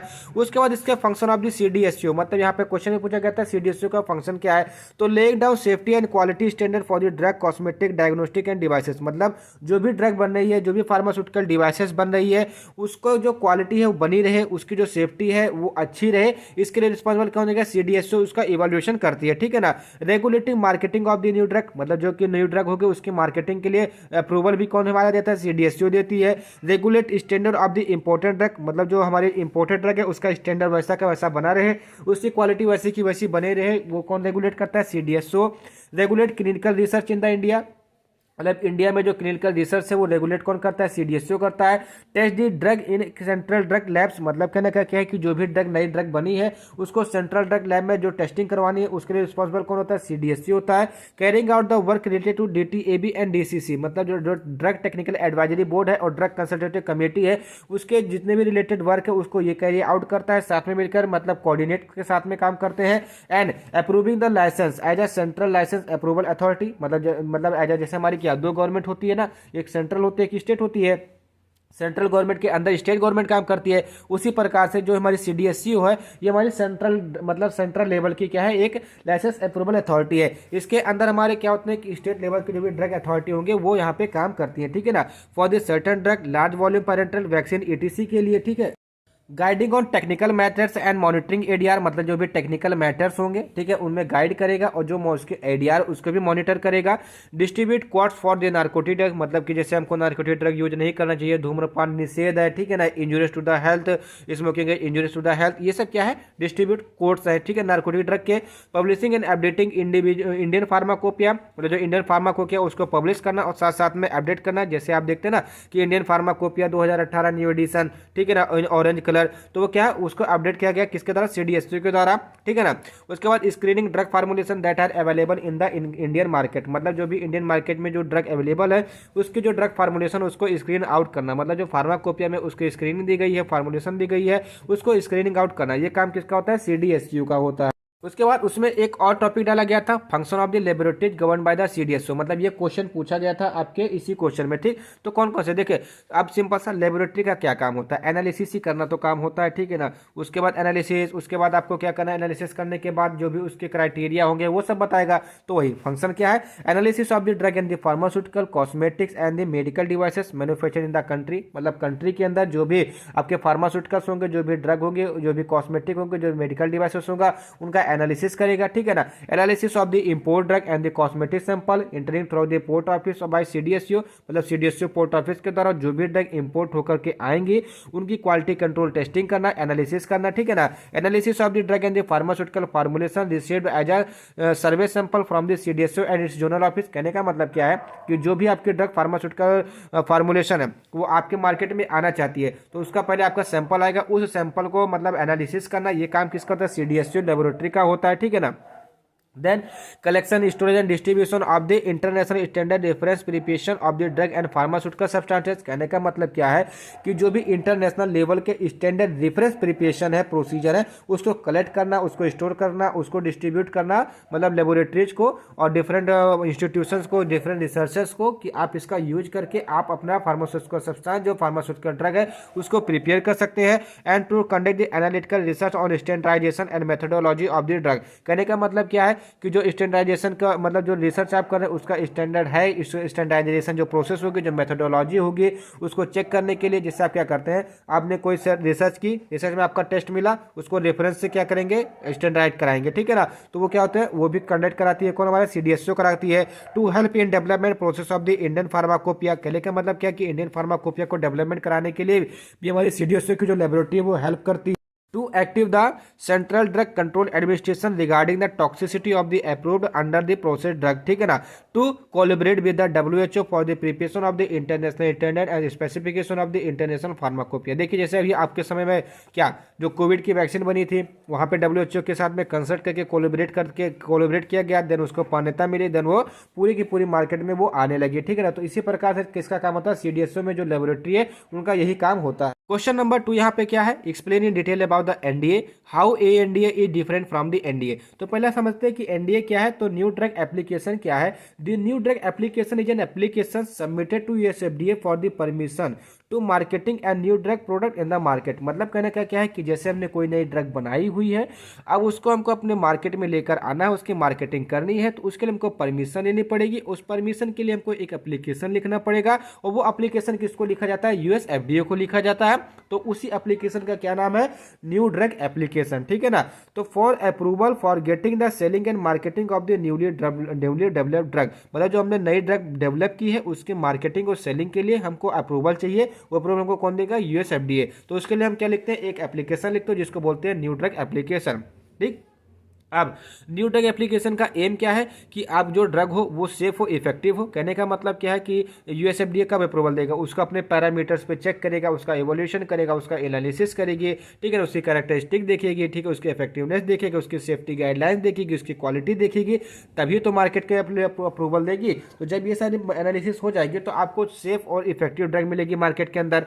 Appropriateness of the packages insert and content of the label, कहने का मतलब क्या है कि जो पैकेज पे कंटेंट लगा हुआ है, कंटेनर पे जो लेबल लगा हुआ है, क्या जो उसमें इंग्रेडिएंट्स है, क्या वो इंग्रेडिएंट्स प्रेजेंट है इस अंदर फार्मास्यूटिकल डिवाइस या फार्मास्यूटिकल प्रोडक्ट के अंदर कि नहीं, ये भी चेकिंग करेगा, ठीक है ना। Adequacy of the GMP and other quality control measures employed in the manufacturing process in maintaining the drug identity, strength, quality and purity over the time। कहने का मतलब क्या है कि जो गुड मैन्युफैक्चरिंग है, प्रैक्टिसेस है, ठीक है ना, उसमें एडिक्वेसी चेक करना, उसकी जो भी अदर क्वालिटी कंट्रोल के जो मेजरमेंट्स है, ठीक है, उसको एम्प्लॉय करना इन द मैन्युफैक्चरिंग प्रोसेस में कि उसकी क्वालिटी कैसी है, अच्छी है कि नहीं है, ठीक है ना।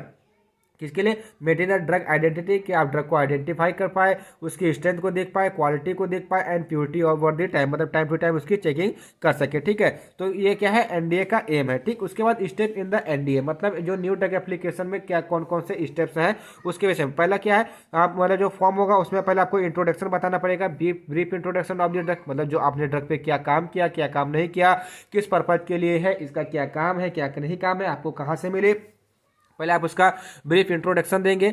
देन उसकी केमिकल एंड फार्मास्यूटिकल प्रिपरेशन आप कैसे करेंगे, कि मतलब उसका जो डोसेज फॉर्म होगा, आप किस फॉर्म में इसको बनाएंगे, उसकी केमिकल कंस्टिट्यूएंट क्या क्या है, ठीक है ना, उसके विषय में बताएंगे। देन उसके एनिमल फार्माकोलॉजी, मतलब आपने उसको प्री क्लिनिकल टेस्टिंग किया एनिमल के ऊपर, उसकी पूरी डिटेलिंग देंगे। देन एनिमल टॉक्सिकोलॉजिकल, मतलब कि एनिमल के ऊपर क्या उसके साइड इफेक्ट है, इसके विषय में बताएंगे। देन आप ह्यूमन क्लाइट को, मतलब ह्यूमन क्लिनिकल ट्रायल जो भी phase first, phase second and phase third जो होगा उसको कंडक्ट कराएंगे, उसकी पूरी की पूरी डिटेलिंग देंगे, ठीक है ना। उसके बाद special study for the geriatric, paediatric and pregnant women, मतलब कहने का कि बच्चों में कैसे इफेक्ट देगा, बूढ़ों में कैसे इफेक्ट देगा, और साथ ही साथ में जो ड्रग है वो प्रेग्नेंट वुमेन में क्या इफेक्ट देगी, ठीक है ना। इसके भी स्टडी आपको वहां पे लगानी पड़ेगी, पूरा डिटेलिंग देनी पड़ेगी। देन रेगुलेटरी स्टेटस, मतलब आपने इसको रेगुलेटरी अथॉरिटी को दिया था तो इसका स्टेटस क्या है। प्रिस्क्राइबिंग इन्फॉर्मेशन, मतलब इसको आप एक दिन में एक बार देंगे, 2 बार देंगे, कैसे प्रिस्क्राइब करेंगे, ETC and sample testing protocols, ठीक है। इतनी सारी चीजें आपके स्टेप्स होती हैं किसमें, NDA की एप्लीकेशन में इतने सारे कंटेंट्स वहाँ पे लिखने होते हैं, ठीक है ना। उसके बाद इसमें जो नेक्स्ट है क्या, review process of the NDA, मतलब जो न्यू ड्रग एप्लीकेशन का रिव्यू कैसे किया जाता है। तो once application is submitted, food and drug administration has 60 day to conduct preliminary review, मतलब उसकी प्रारंभिक रिव्यू के लिए 7 दिन का समय होता है FDA के पास, US FDA के पास, कि उसकी प्रिलिमिनरी जो कि रिव्यू है उसको स्टार्ट कर दे, ठीक। तो यहाँ पे पूरा का पूरा चार्ट दिया गया है रिव्यू का, ठीक है ना, मतलब जो NDA का रिव्यू है कैसे मिलता है हमको। हमने क्या किया, जो ड्रग का स्पॉन्सर है उसने क्या किया, एप्लीकेशन दे दिया, उसके अंदर they knew drug application return करके US FDA को भेजा, ठीक है ना। अब वहाँ पर एप्लीकेशन फाइलेबल हुआ, अगर फाइलेबल हुआ यस, तो वहाँ पे CDER उसको रिव्यू करने के लिए जाएगी। अगर नहीं हुआ तो उसको रिव्यूज, मतलब उसको क्या कर देगी, अलग फाइल रख देगी कि उसको बाद में उसको काम किया जाएगा, ठीक है ना। तो अगर वो जो फाइल है, जो एप्लीकेशन है, वो फाइलेबल हो जाता है, देन क्या होगा, रिव्यू बाय द CDER, मतलब CDER के द्वारा उसको रिव्यू किया जाएगा। उसकी medical, pharmacological, chemistry, biopharmaceutical, statistical and microbiological जो भी प्रॉपर्टी होगी, जो भी उसका एवेल्यूएशन होगा वहाँ पे किया जाएगा। ठीक, उसके बाद ये सब करने के बाद वहाँ पे क्या किया जाएगा, जो स्पॉन्सर उनसे मीटिंग की जाएगी और साथ ही साथ में एडवाइजरी कमेटी के साथ में मीटिंग की जाएगी, दोनों के साथ में मीटिंग होगी। अब वहाँ पे जो रिव्यू होगा, मतलब जो आपने स्पॉन्सर जो ड्रग होगा वो अगर एक्सेप्टेबल होगा या कंप्लीट होगा तब क्या होगा। अगर जो रिव्यू है वो एक्सेप्ट एंड कंप्लीट होगा देन यस में जाता है तो लेबलिंग रिव्यू एक्सेप्टेंस के लिए जाएगा, then inspection of the site acceptance के लिए जाएगा। अगर नो हो जाता है तो उसको क्या कहते हैं, अमेंडमेंट कर जाएगा, मतलब कुछ समय के लिए वहाँ पे रोक दिया जाएगा, फिर से उसको कमेटी को वापस कर दिया जाएगा कि फिर से आप इस पर काम कीजिए। ठीक, अब रिव्यू एक्सेप्ट हो जाता है या कंप्लीट हो जाता है, उस कंडीशन में क्या होता है कि लेबलिंग रिव्यू एक्सेप्टेंस, मतलब उसकी जो लेबलिंग है वो एक्सेप्टेंस है, मतलब जो लेबल बनाया गया है, जो लेबल के आधार के उसके अंदर वो कंटेंट पाए गए कि नहीं पाए गए, उसकी एनालिसिस मिली कि नहीं मिली। अगर हाँ तो एनडीए वहाँ पर एक्शन लेता है। उसके बाद अगर रिव्यू एक्सेप्टेबल है या कंप्लीट है देन उसकी जो साइट एक्सेप्टेबल है कि नहीं है उसका इंस्पेक्शन किया जाएगा। अगर हाँ देन एनडीए उस पर एक्शन लेगा। अगर लेबलिंग रिव्यू एक्सेप्टेबल नहीं है तो उसको फिर से स्पॉन्सर को भेज दिया जाएगा कि इसका फिर से रिव्यू करे। और अगर inspection of the site acceptance available नहीं है उसको नो कर दिया जाता है, तो पेंडिंग में डाला जाता है सेटिस्फैक्ट्री रिजल्ट, कि जब तक आपको सेटिस्फाई रिजल्ट नहीं मिल जाता। अगर ये सारी चीजें होती हैं देन हमारा एनडीए एक्शन लेता है। सिंपल से कहने का मतलब क्या है, एनडीए को एक्शन लेने के लिए क्या क्या जरूरत है। ड्रग स्पॉन्सर ने अपनी एप्लीकेशन फॉर्म किया, एनडीए के पास गया, वहां पर एप्लीकेशन फाइल हुई, देन उसकी medical, pharmacological, chemical, biopharmaceuticals, statistical, microbiological evaluation हुआ। देन हमारी एडवाइजरी कमेटी और स्पॉन्सर से मीटिंग हुई। मीटिंग करने के बाद वो जो हमारी रिव्यू था उसको एक्सेप्ट किया गया। एक्सेप्ट करने के बाद उसकी लेवलिंग और उसका इंस्पेक्शन किया गया। एक्सप्रेशन करने के बाद क्या हुआ कि उसको एनडीए के एक्शन देने के भेजिए। अब इसमें कोई कमी आती है तो उसको अमेंडमेंट कर दिया जाएगा, उसको पेंडिंग कर दिया जाएगा या स्पॉन्सर को फिर से भेज दिया जाएगा कि आप इस पर दोबारा से काम कीजिए। ठीक है ना। उसके बाद chemical types and review classification code of the NDA, मतलब कहने का क्या कि कितने टाइप के एनडीए या केमिकल क्लासिफिकेशन है। तो in chemical type classification NDA are according to the number 1 to 8 depending on the chemical nature, मतलब केमिकल नेचर के आधार पर जैसे कौन कौन से हो गए, न्यू मॉलिक्यूलर एंटिटी हो गई, new Easter salt, new formulation, new combination, new manufacturer, new indication, drug already marketed but not approved by the NDA and change the status of the prescription drug OTC drug. देखिए अब यहां पर कहने का मतलब क्या है कि टोटल इतने टाइप के एप्लीकेशंस होते हैं यूएसडीएफ को देने के लिए। ठीक है ना। कौन कौन से, न्यू ड्रग मॉलिक्यूल की एंटिटी के लिए एप्लीकेशन जाएगा, न्यू ईस्टर साल्ट आपने बनाया उसके लिए जा सकता है, न्यू फार्मुलेशन के लिए जा सकता है, न्यू कॉम्बिनेशन के लिए जा सकता है, नई मैन्युफैक्चरर के लिए जा सकता है, नई इंडिकेशन के लिए जा सकता है। ऐसी ड्रग जो कि ऑलरेडी मार्केट में है लेकिन वो अप्रूव्ड नहीं है एफडीए के द्वारा, तो उसके लिए भी एप्लीकेशन जा सकता है। And change the status of the prescription drug to the OTC drug, मतलब कहने का क्या है कि कोई ड्रग मार्केट में अवेलेबल है उसको ओटीसी के अंतर्गत में लेकर आना है तो उसको चेंज करवाना है, उसके लिए भी आप एप्लीकेशन मतलब एनडीए ही देंगे, किसको, यूएसएफडीए को देंगे। ठीक। उसके बाद रिव्यू क्लासिफिकेशन में 3 टाइप के होते हैं, पीएसओ। ठीक है। P if NDA is a priority review drug, कहने का मतलब क्या है कि उसने के जो if NDA is of A priority review drug, example के तौर पे the drug that is be approved in advancement over other available therapies. कहने का मतलब क्या है कि उसी टाइप की जो ड्रग है ऑलरेडी हमारे मार्केट में अवेलेबल है लेकिन वो जो हमारी ड्रग वो थोड़ी एडवांस है, तो सिंपल सी बात है कि हमारी थोड़ी ज़्यादा इफेक्टिव होगी। ठीक है। तो वो किसके अंदर में आएगी, पी कैटेगरी में आएगी। ठीक। As for standard review drug, ठीक है ना, तो drug approved appears to the process therapeutic effect similar to already market approved drug, मतलब जो कि मार्केट में हमारी जैसे पैरासीटामॉल है तो पैरासीटामॉल ड्रग हमारी ऑलरेडी अप्रूव्ड है, मार्केट में अवेलेबल है, हमने नई पैरासीटामॉल बनाई उसको अप्रूव कराना तो स्टैंडर्ड रिव्यू ड्रग में आएगी। Orphan drug, offer orphan drug, तो use in the treatment of the rare disease, मतलब जो रेयर डिजीज होता है उसमें इसका यूज किया जाता है। कॉपीज ऑफ द एनडीए, मतलब टोटल 3 कॉपी होती है, एक होती है अर्चाइवल या arrival copy, review copy and field copy. ठीक है। अर्चाइवल कॉपी में क्या होता है, रेफरेंस सोर्स होता है एफडीए रिव्यूअर्स का। This contain information which not combined in the review copy, मतलब ये ऐसी इन्फॉर्मेशन का कंटेंट क्या था जो रिव्यू कॉपी में नहीं होता। ठीक है। रिव्यू कॉपी में कौन कौन सी इन्फॉर्मेशन होती है, content technical and scientific information. Field copy में कौन कौन सी इन्फॉर्मेशन होती है, content quality control procedure and GMP regulation follow. ठीक है ना, मतलब कौन से, मतलब good manufacturing process regulation follow किए गए, इसी क्वालिटी कंट्रोल टेस्टिंग प्रोसीजर कौन कौन से, ये हमारे किस में आता है, फील्ड कॉपी में आता है। ठीक है ना। उसके बाद guidance document for the NDA, मतलब कौन कौन से ऐसे डॉक्यूमेंट्स हैं जो कि एनडीए में लगाने पड़ते हैं। तो पहला क्या है, बायोबिलिटी एंड बायो इक्विवेलेंस स्टडी, मतलब आपने जो ड्रग की बायो अवेलेबिलिटी चेक की है उसकी बायो इक्विवेलेंस चेक किए हुए है, उसकी स्टडी की हुई है उसका आपको रिपोर्ट देना होगा। Change to an approved NDA और एएनडीए, कहने का मतलब क्या है कि जिस भी चेंज के लिए आपने दी हुई है उसका अप्रूवल आपको, मतलब कोई अगर आपने उसमें चेंज करना है तो उसके लिए भी आपको एक क्या करना है, नोटिस मतलब एक डॉक्यूमेंट देना पड़ेगा। कंटेनर क्लाउजर सिस्टम जो कि पैकेजिंग मटेरियल है, ठीक है ना।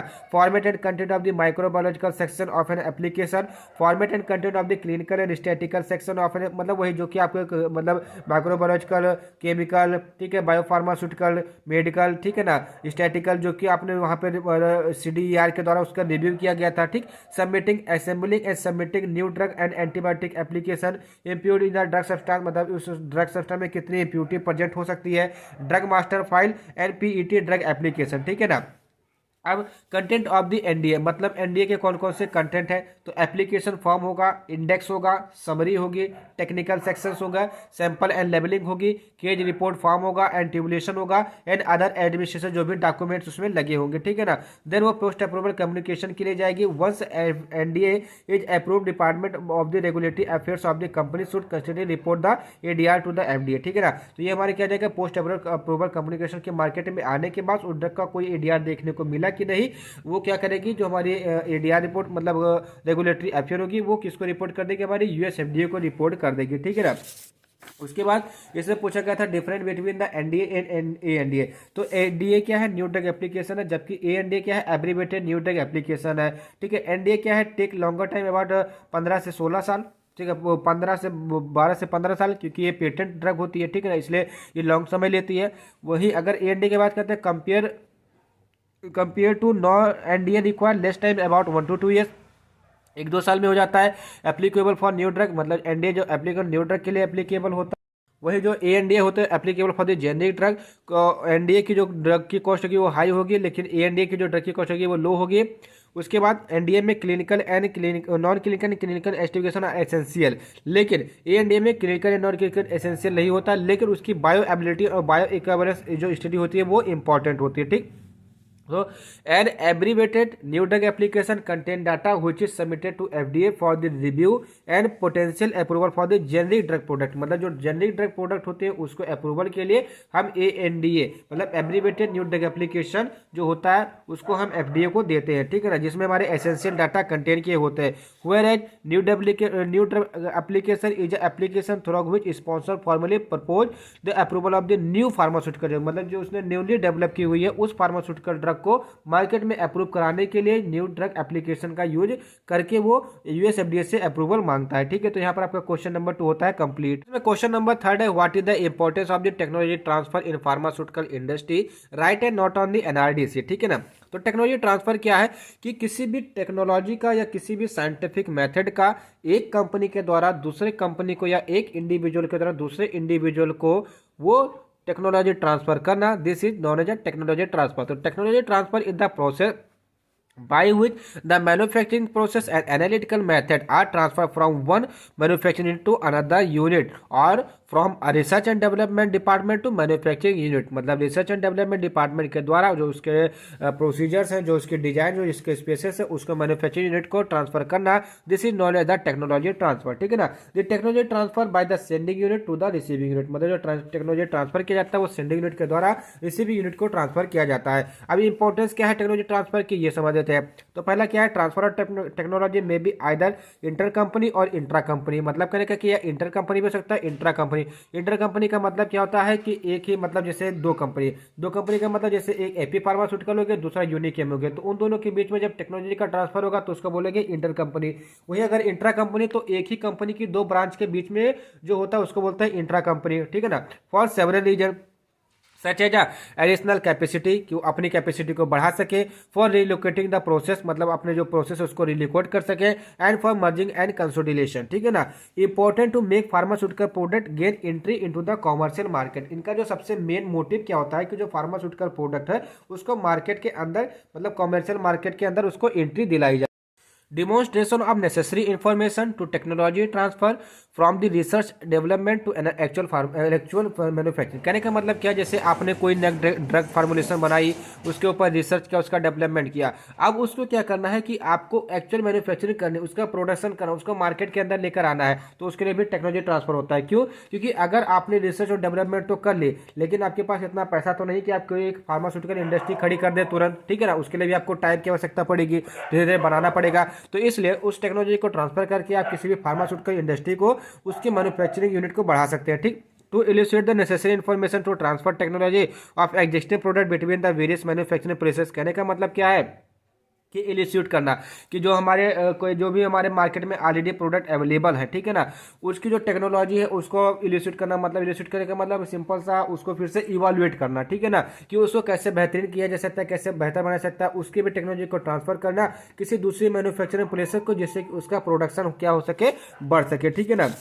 देन क्या है, the to exemplify specific procedure and point of concern for the smooth technology transfer. कहने का मतलब क्या है, टू एग्जाम्पलीफाई मतलब एक एग्जाम्पल देना कि कैसे हम एक स्पेसिफिक प्रोसीजर को एंड पॉइंट को कैसे कंसर्न कर सकते हैं as a smooth technology transfer के द्वारा। This is applicable to technology transfer through the research and development and the production of the drug and technology transfer related to post marketing changes in the manufacturing process. कहने का मतलब क्या है कि कोई भी ड्रग है, ठीक है ना, उसको कैसे आप मार्केट में जाने के बाद, अप्रूवल मिलने के बाद कैसे उसमें कुछ चेंजेस कर सकते हैं, या उसको कैसे आप उसका प्रोडक्शन बढ़ा सकते हैं। तो टेक्नोलॉजी ट्रांसफर के द्वारा ये सारी चीजें संभव है, ठीक है ना।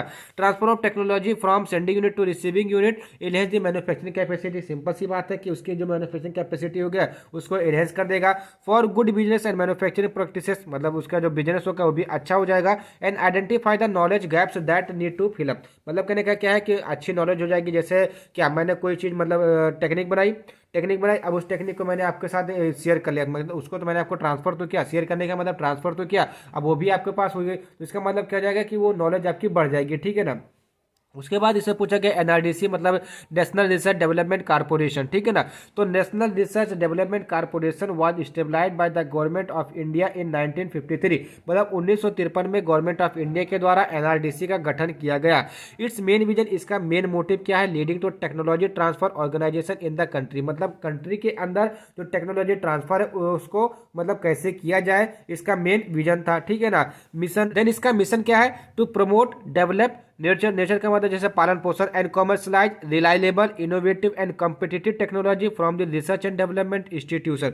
कहने का मतलब क्या है कि जो R&D डिपार्टमेंट, जो इंस्टीट्यूट्स है, जो रिसर्च लेबोरेटरी है, उनके द्वारा जो भी टेक्नोलॉजी बनाई गई है उसको मतलब प्रमोट करें, कि जो मतलब इंस्टीट्यूट शेयर करें, इंस्टीट्यूट फार्मास्यूटिकल इंडस्ट्री शेयर करें, इंस्टीट्यूट रिसर्च ऑर्गेनाइजेशन को वो क्या करें कि शेयर करें, प्रमोट करें, डेवलप करें, पोषक करें और उसको कॉमर्शलाइज करें, कि जिससे कि उसमें और ज़्यादा बढ़ोतरी हो, ठीक है ना। ये इसका क्या है, मिशन है। NRDC now working under the department of scientific and industrial research, ministry of science and the technology के अंतर्गत एनआरडीसी काम कर रहा है, ठीक है ना। उसके बाद क्या है, NRDC has successfully built strong relation with the scientific and industrial community in the India and about. कहने का मतलब क्या है कि विदेशों में और भारत में भी जो एनआरडीसी है मतलब नेशनल रिसर्च डेवलपमेंट कारपोरेशन है, उसने अपना बहुत ही अच्छा रिलेशन बिल्ट कर लिया, मतलब निर्माण कर लिया, किसके साथ में, साइंटिफिक के साथ में, इंडस्ट्री के साथ में, वो चाहे इंडिया की हो चाहे वो बाहर की अबाउट की हो, ठीक है ना। NRDC also develop a wide network for the research institution and academic etc. मतलब इन्होंने बहुत सारे मतलब जो एनआरडीसी इन्होंने बहुत सारी अपने रिसर्च सेंटर्स को ओपन किया है, इंस्टीट्यूट को ओपन किया है एंड एकेडमी को ओपन किया है, ठीक। एनआरडीसी स्प्रेड ओवर मतलब किसके किस ड्रग एंड फार्मास्यूटिकल के ऊपर काम करती है, बायोटेक्नोलॉजी के ऊपर काम करती है, एग्रीकल्चर, केमिकल एंड पेस्टिसाइड के ऊपर ये काम करती है। अब इसके ऑब्जेक्टिव क्या है एनआरडीसी के, to develop, promote and commercialize the technology, patents, invention emerging from the national research development institution और द यूनिवर्सिटी। मतलब कहने का क्या है कि जो भी नए प्रोडक्ट अपने बनाए हैं उसका पेटेंट करवाना, उसको कमर्शलाइज कराना, उसको प्रमोट करना, उसको डेवलप करना by the help of the किसके, यूनिवर्सिटी एंड इंस्टीट्यूट के द्वारा। ये इसका क्या है, पहला एनआरडीसी का क्या ऑब्जेक्टिव है, NRDC organize program for the promotion of the technology commercialization like as R&D to industry meet. कहने का मतलब क्या है कि वो रिसर्च एंड डेवलपमेंट को इंडस्ट्री से मीट कराती है, कॉन्फ्रेंस कराएगी, सेमिनार कराएगी, वर्कशॉप कराएगी, exhibition, foreign exhibition and publication etc किसके अंतर्गत में आता है, एनआरडीसी के अंतर्गत में ही, ये अपने अंतर्गत में ही काम करवाती है, ठीक है ना।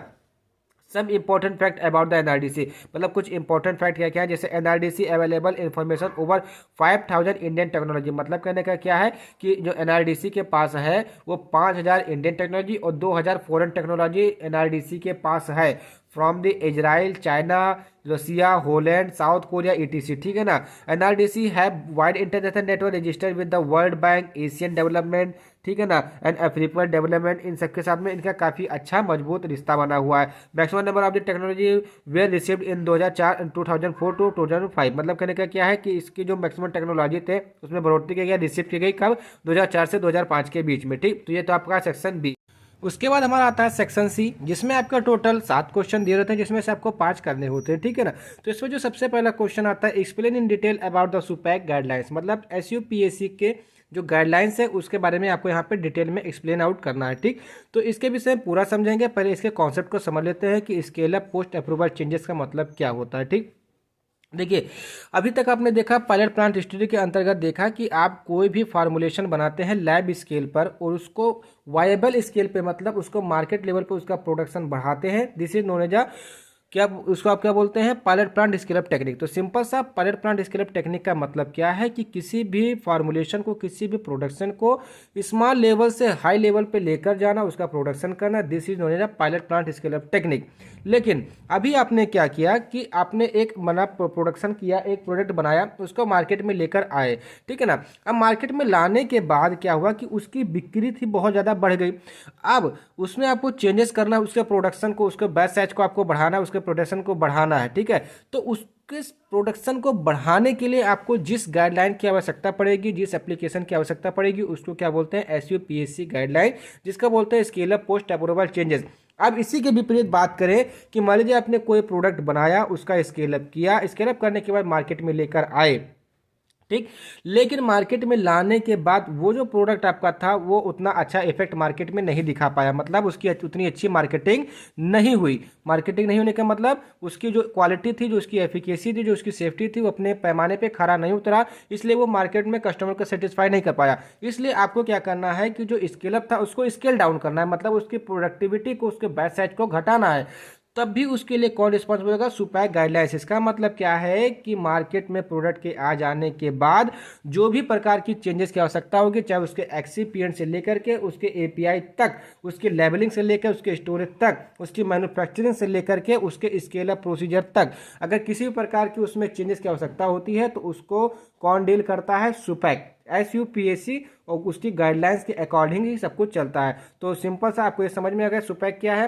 तो सुपैक मतलब scale post approval change is the collective term of the document issued by the CDR and USFDA for the post approval changes dealing with the composition and components. कहने का मतलब क्या है कि जैसे कोई ड्रग है उसमें जो कंपोजिशन, उसमें चेंजेस करना है या उसके कंपोनेंट में चेंज करना है।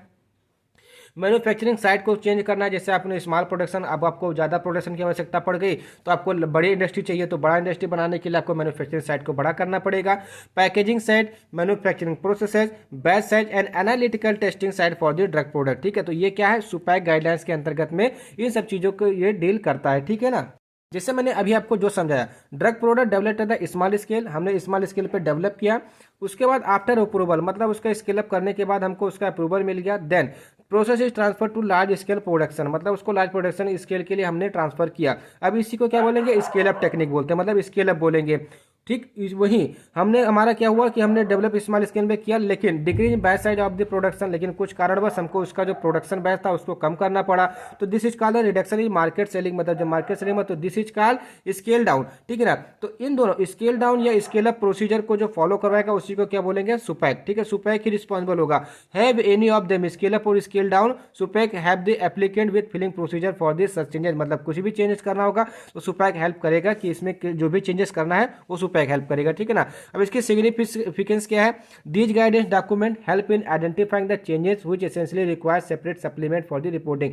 कहने का मतलब क्या है कि आपको क्या चेंज उसमें करना है। अगर आपको स्केल अप करना है तो उसमें आपको एक्सिपेंट को कितना चेंज करना है, कितना चेंज नहीं करना है, कितने अमाउंट में करना है, कितने अमाउंट में नहीं करना है, या कैसे इसकी मार्केटेबिलिटी कस्टमर को सेटिस्फाई कर सकेंगे, ये सारी चीजें हमको गाइडेंस मिलेगा डॉक्यूमेंट के तौर पे, कहाँ पे, सुपैक में मिलेगा, ठीक है ना। Burden of regulatory bodies for the industry reduce, मतलब जो कि रेगुलेटरी बॉडीज स्टोरेज का जो बर्डन होता है इंडस्ट्री के लिए वो कम हो जाएगा।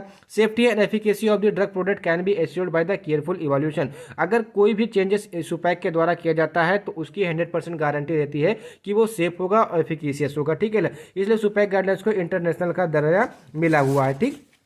अब इसकी लिमिटेशंस भी कुछ हैं। तो main guideline have not been updated since a long time, मतलब जो इसकी मेन गाइडलाइन है वो बहुत लंबे समय तक अपडेट नहीं की गई है।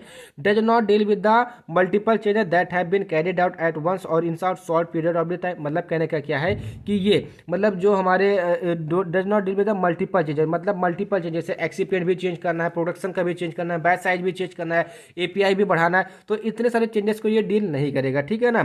Does not cover changes pertaining to the modified equipment. इसका मतलब क्या है कि जैसे आपने कोई प्रोसीजर बनाया हुआ है, उसमें इक्विपमेंट का आप यूज कर रहे हैं, अब उस इक्विपमेंट को आपने मॉडिफाई करके किसी दूसरे तरीके से बनाया तो उसके लिए भी ये अप्रूवल नहीं देगा, मतलब एप्लीकेबल नहीं होगा। It covers only change in the drug product and does not apply to change in the drug substance. मतलब ये केवल ड्रग प्रोडक्ट में चेंज करने के लिए ही है, ना कि ड्रग सब्सटेंस को चेंज करने के लिए, ठीक है ना। अब level of changes and types of the feeling, मतलब जो सुपैक में है वो कितने लेवल के चेंजेस होते हैं और कितने टाइप की फीलिंग होती है। तो टोटल 3 टाइप के फीलिंग के साथ 3 टाइप के यहाँ पे चेंजेस होते हैं। माइनर चेंज मतलब जहाँ पे हमको थोड़े की कम आवश्यकता होती है, इसमें फीलिंग क्या होता है, change in the annual report to NDA, ANDA और एएडीए। मतलब जैसे एग्जांपल के तौर पे एक्सीपिएंट चेंज करना है, इसमें हमारा डिसइंटीग्रेटिंग हो गया, ठीक है ना, फिलिंग एजेंट हो गया, बल्किंग एजेंट हो गया, प्रिजर्वेटिव्स हो गया, ठीक है, कलरिंग एजेंट हो गया, फ्लेवरिंग एजेंट हो गया। इस सब में अगर प्लस मतलब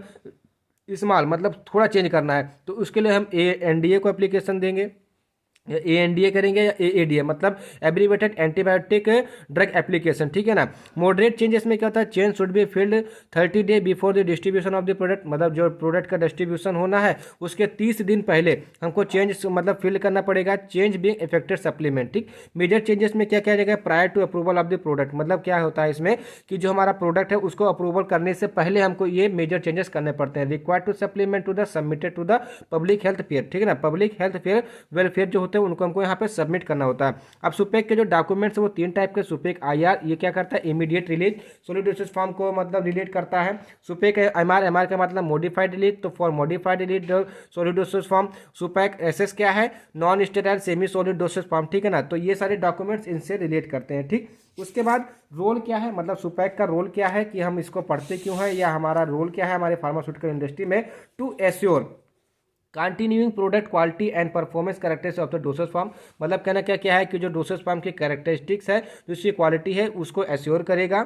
new finding and continuous improvement in pharmaceutical product and drugs और द डिवाइस। कहने का मतलब क्या है, जो भी फार्मास्यूटिकल प्रोडक्ट है, जो भी फार्मास्यूटिकल डिवाइस है, उसमें नई नई चीज़ें लाते दे रहा है उससे, जिससे उसमें कंटिन्यूअस अप्रूविंग होती रहे, इंप्रूवमेंट उसका होता रहे। अब different step by the change, मतलब कहने का क्या, किसी भी चेंज करने के लिए कौन कौन से स्टेप है, जैसे साइड चेंज कर सकते हैं, change in the batch size, manufacturing changes मतलब मैन्युफैक्चरिंग साइज में उसके चेंज करना है, इन विट्रो डिजोल्यूशन रेट हो गया, ठीक है, इन विट्रो बायोकेबलेंस स्टडीज, ये सब करके देन उसके बाद सुपेक अपनी एक गाइडलाइन बनाता है। उसके आधार पर ही हम अपनी जो भी चेंजेस करना है, चाहे वो पोस्ट अप्रूवल हो या पोस्ट अप्रूवल, चाहे वो स्केल अप हो या स्केल डाउन हो, ठीक है। तो ये था टोटल सुपेक गाइडलाइंस के अंतर्गत। इसने बोला था क्या कि briefly discuss about the SUPAC guidelines. तो यहाँ पर हमने सबको देखा सुपेक गाइडलाइंस होते क्या है, साथ ही साथ में उसके चेंजेस क्या है, उसके लिमिटेशंस क्या है, उसके सिग्निफिकेंस क्या है और क्या रोल है, साथ ही साथ में उसके डिफरेंट चेंजेस भी देखे और कैसे करते हैं, किस किस में करते हैं, ये भी हमने यहाँ पे देख लिया, ठीक है ना। उसके बाद नेक्स्ट क्वेश्चन आता है, व्हाट इज क्यूआरएम, मतलब quality risk management. What are the principle involve in the QRM, explain the process of the QRM, ठीक। यहाँ पे क्यूआरएम के बारे में पूछा जा रहा है, जो कि आपसे मे भी पॉसिबल है कि इस साल भी पूछा जाए। तो क्वालिटी रिस्क मैनेजमेंट क्या है, क्वालिटी रिस्क मैनेजमेंट आईसीएच कि मतलब इंटरनेशनल कॉन्फ्रेंस और हार्मोनाइजेशन की जो गाइडलाइन नंबर 9 है उससे डील करता है क्वालिटी रिस्क मैनेजमेंट। अब रिस्क क्या होता है, जैसे रिस्क का मतलब रिस्क उठा काम बना, अगर आपने रिस्क उठाया तो काम बना, तो combination of probability of the occurrence of the harm and severity of that harm. कहने का मतलब क्या है कि आप कोई भी प्रोडक्शन कर रहे हैं तो उसमें होने वाले हार्म या उस हार्म की मतलब उस हार्म का होने वाले वजह से नुकसान जो भी है, ठीक है ना, उसका जो कॉम्बिनेशन होता है उसका रिस्क बोलते हैं। और क्वालिटी रिस्क मैनेजमेंट क्या है कि क्वालिटी में होने वाले किसी भी प्रकार के हार्म या सीवियरिटी ऑफ द हार्म को मैनेज करना। मैनेज करने का मतलब क्या है, कम करना, उसको अप्रोप्रिएट अमाउंट में लेकर आना। This is known as a quality risk management. तो quality risk management is a systematic process for the assessment, control, communication and review. देखिए 4 चीज़ है, असेसमेंट है, कंट्रोल है, कम्युनिकेशन है, review of the risk to the quality of drug product across the life cycle of the product. मतलब कहने का क्या है कि कोई भी ड्रग प्रोडक्ट है उसकी पूरी लाइफ साइकिल में जब तक वो कंज्यूम नहीं की जा सकती, जब तक उसकी एक्सपायरी डेट निकल नहीं जाती है, ठीक है ना, उसमें किसी भी प्रकार की रिस्क ना आए कि मतलब आज आपने बना दिए तो उसकी एक्सपायरी 4 साल है तो अगले साल ही उसमें किसी प्रकार का मतलब डिटोरिएशन देखने को मिले, ठीक है ना। तो इसके लिए क्वालिटी रिस्क मैनेजमेंट एक वो बनाया गया, ठीक। तो सिंपल सा QRM is a systematic process for the assessment, control, communication and review of the risk.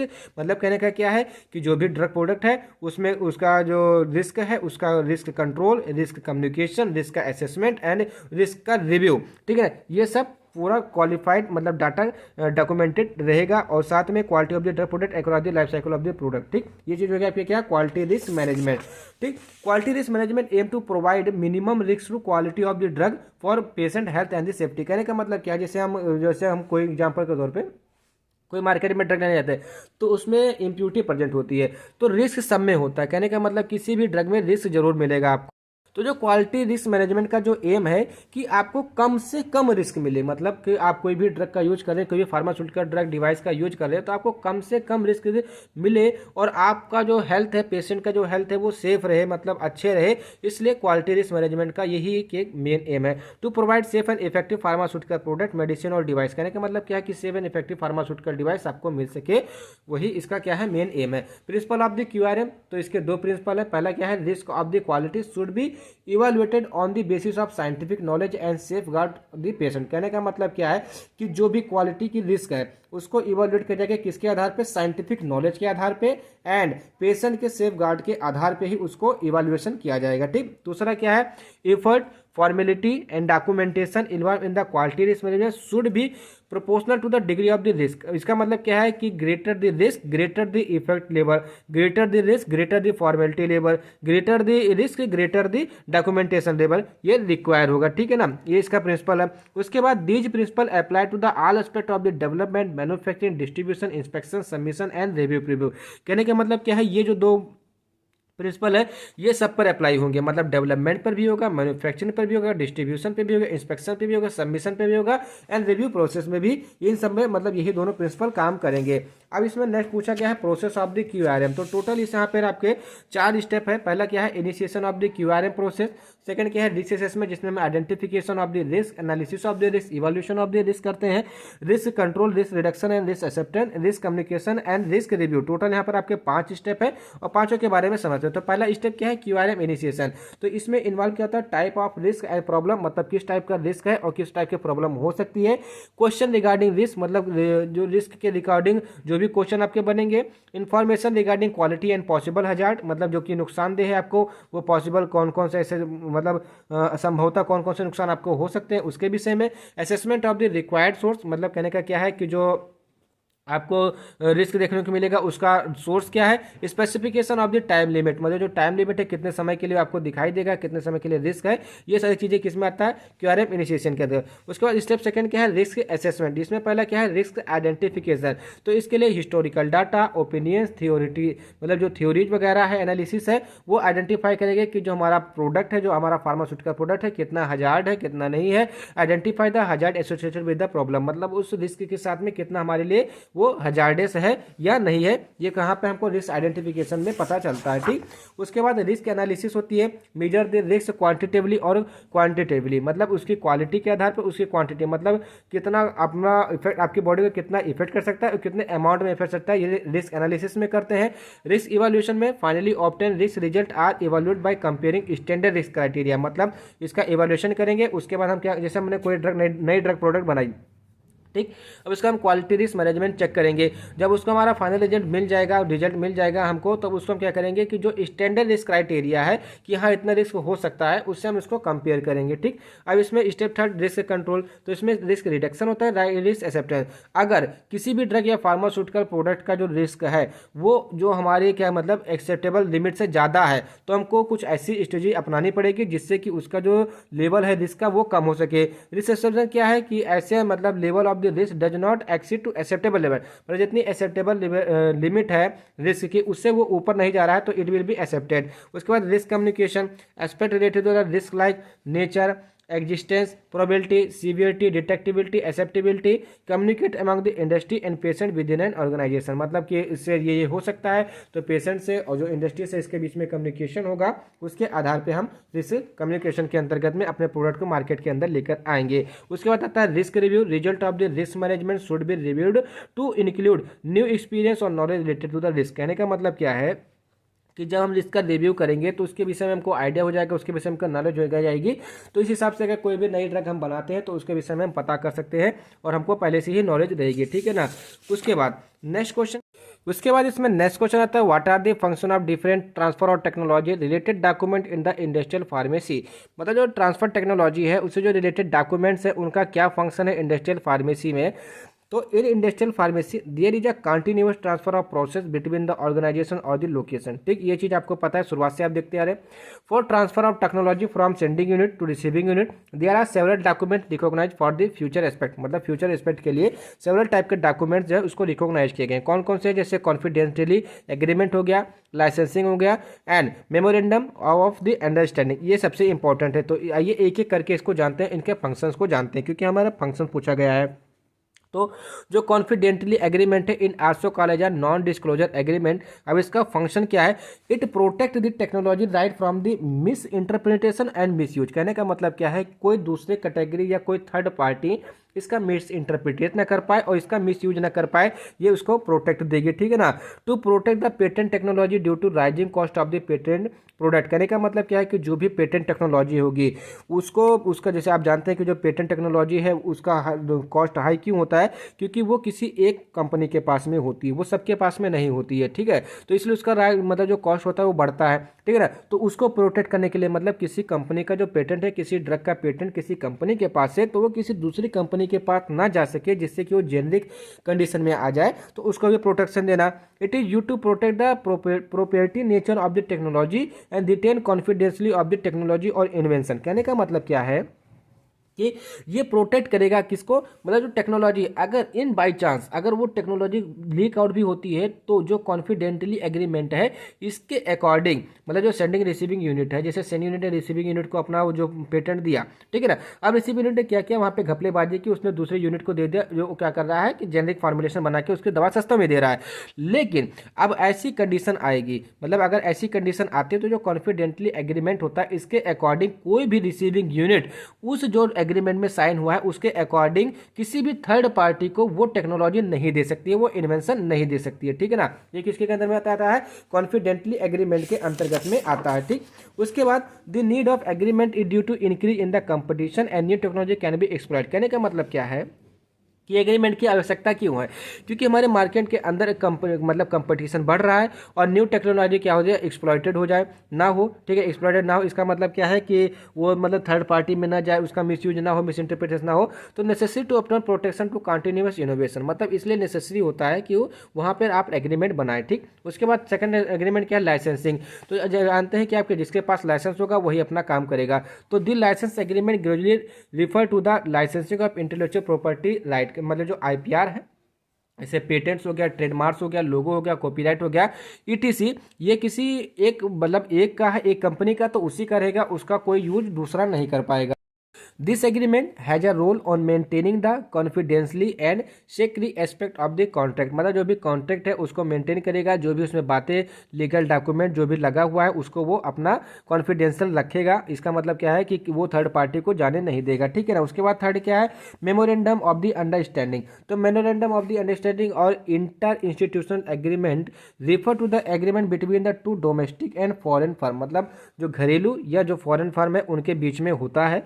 They covenant on technology transfer and agrees on various important issue, मतलब कहने का कि ये कन्वेंस होंगे और जो इंपॉर्टेंट इशू होंगे like as the to establish and maintain the confidentially exclusively non competition and various other relevant issue. जैसे क्या कहें, मतलब कि क्या है कि जैसे मैंने आपको कोई टेक्नोलॉजी ट्रांसफर दी, मतलब टेक्नोलॉजी दी, तो अब ऐसा नहीं है कि मैं उस प्रोडक्शन कर रहा हूँ तो आपको भी प्रोडक्शन करें, तो आप उसमें मेरे से कंपटीशन करें, आप उसको सस्ते दाम में बेचें या उसमें एपीआई बढ़ा दें। तो इस प्रकार का मतलब वो कॉन्फिडेंशियली होना चाहिए, मतलब सीक्रेट होना चाहिए, एग्जीक्यूटली होना चाहिए कि आप उसको प्रॉपर एग्जीक्यूट करें, नॉन कंपटीशन होना चाहिए and various other like issue, मतलब इससे रिलेटेड जो भी इशू है वो आपके अंदर नहीं होना चाहिए, ठीक है। अदरवाइज इसके अकॉर्डिंग आप दंड के मतलब अधिकारी होंगे। ठीक, to understand whether the lack of good intention in the treaty comes under the category of illegal practice or abuse to right. कहने का मतलब क्या है कि जो भी हम आपको टेक्नोलॉजी ट्रांसफर करें उसका आप इलीगल यूज ना कर सके, उसके इलीगल प्रैक्टिस ना कर सके, या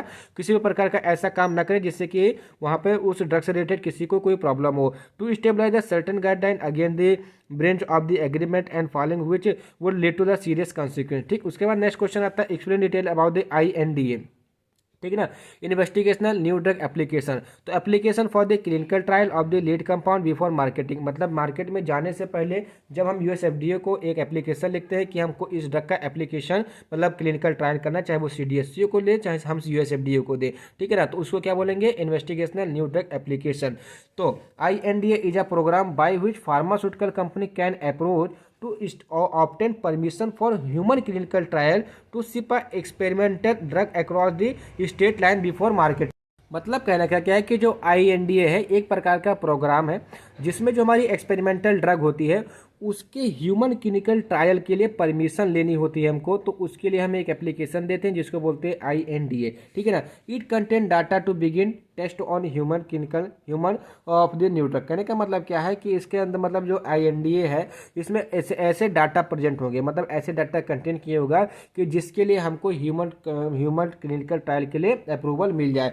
this application given to US FDA, मतलब ये जो एप्लीकेशन होता है US FDA को देता है जो कि एग्जामाइन करेंगे all the parameter related to the safety of the product on human clinical trial, मतलब ह्यूमन क्लिनिकल ट्रायल के लिए जितने भी सेफ्टी पैरामीटर्स हैं उसको इवेलुएट करेगा, एग्जामाइन करेगा, देन आपको क्या करेगा वो फर्दर आपको अप्रूवल चाहिए होगा तो अप्रूवल मिलेगा। ठीक है ना, अब क्लासिफिकेशन ऑफ INDA, मतलब INDA कितने टाइप्स के हैं, टोटल 2 टाइप के, एक कॉमर्शियल है दूसरा नॉन कॉमर्शियल है। कॉमर्शियल का मतलब क्या होता है, permit sponsor to collect data on clinical safety and effectiveness for the marketing. कहने का मतलब क्या है कि जो हमारी क्लिनिकल स्टडी के आधार पे वो सेफ्टी है या इफेक्टिव है, इसके आधार पे हम उसको क्या करते हैं वो एप्लीकेशन देगा।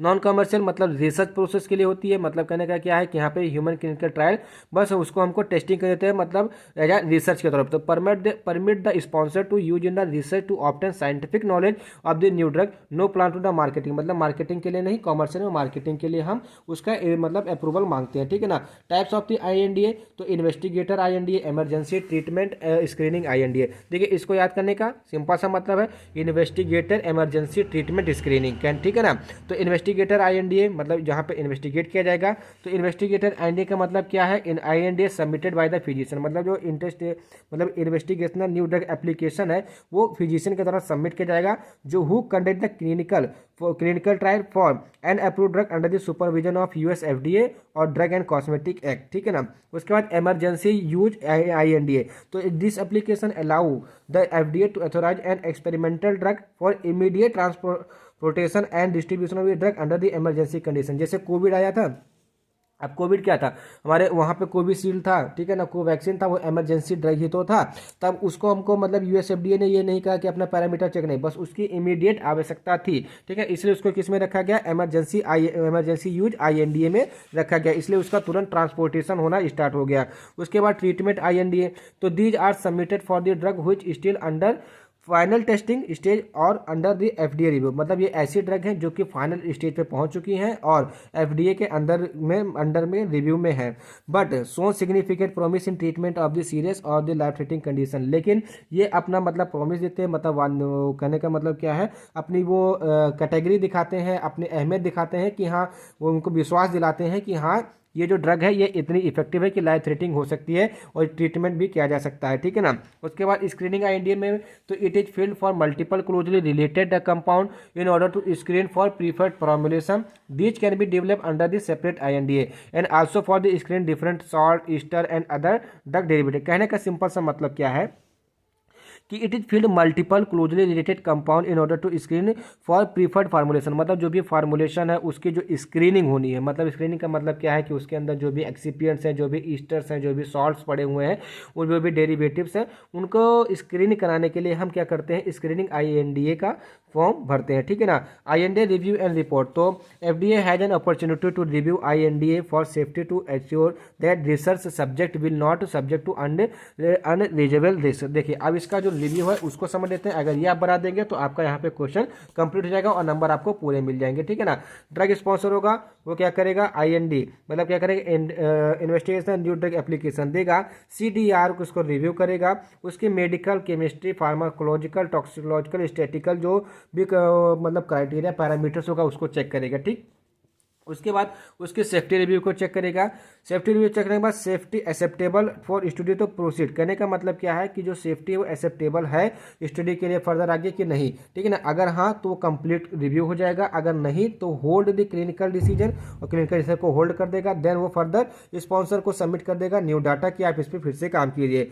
उसके बाद अगर हाँ, अगर स्टडी एक्सेप्टेबल है तो कंप्लीट रिव्यू होगा। कंप्लीट रिव्यू के बाद उसका रिव्यू कंप्लीट होने के बाद एक्सेप्टेबल है कि नहीं है। अगर एक्सेप्टेबल नहीं है तो फिर स्पॉन्सर को नोटिफाई कर दिया जाएगा। देन वो फिर हमारा स्पॉन्सर सबमिट न्यू डाटा करेगा, ठीक। अगर रिव्यू एक्सेप्टेबल है तो नो डिफिशियंसी, कोई डिफिशियंसी देखने को नहीं मिलती है तो स्टडी ऑनगोइंग, तो उसके ऊपर स्टडी फर्दर होती रहेगी और हमारा जो ड्रग होगा वो मार्केट के अंदर आ जाएगा। अब रिव्यू में जैसे मेडिकल रिव्यू होगा, स्टैटिकल रिव्यू होगा, केमिस्ट्री रिव्यू होगा, सेफ्टी रिव्यू होगा एंड फार्माकोलॉजिकल रिव्यू यहाँ पे जो हमारा USFDA है वो यहाँ पे चेंज आउट करता है, ठीक है ना, मतलब चेकआउट करता है।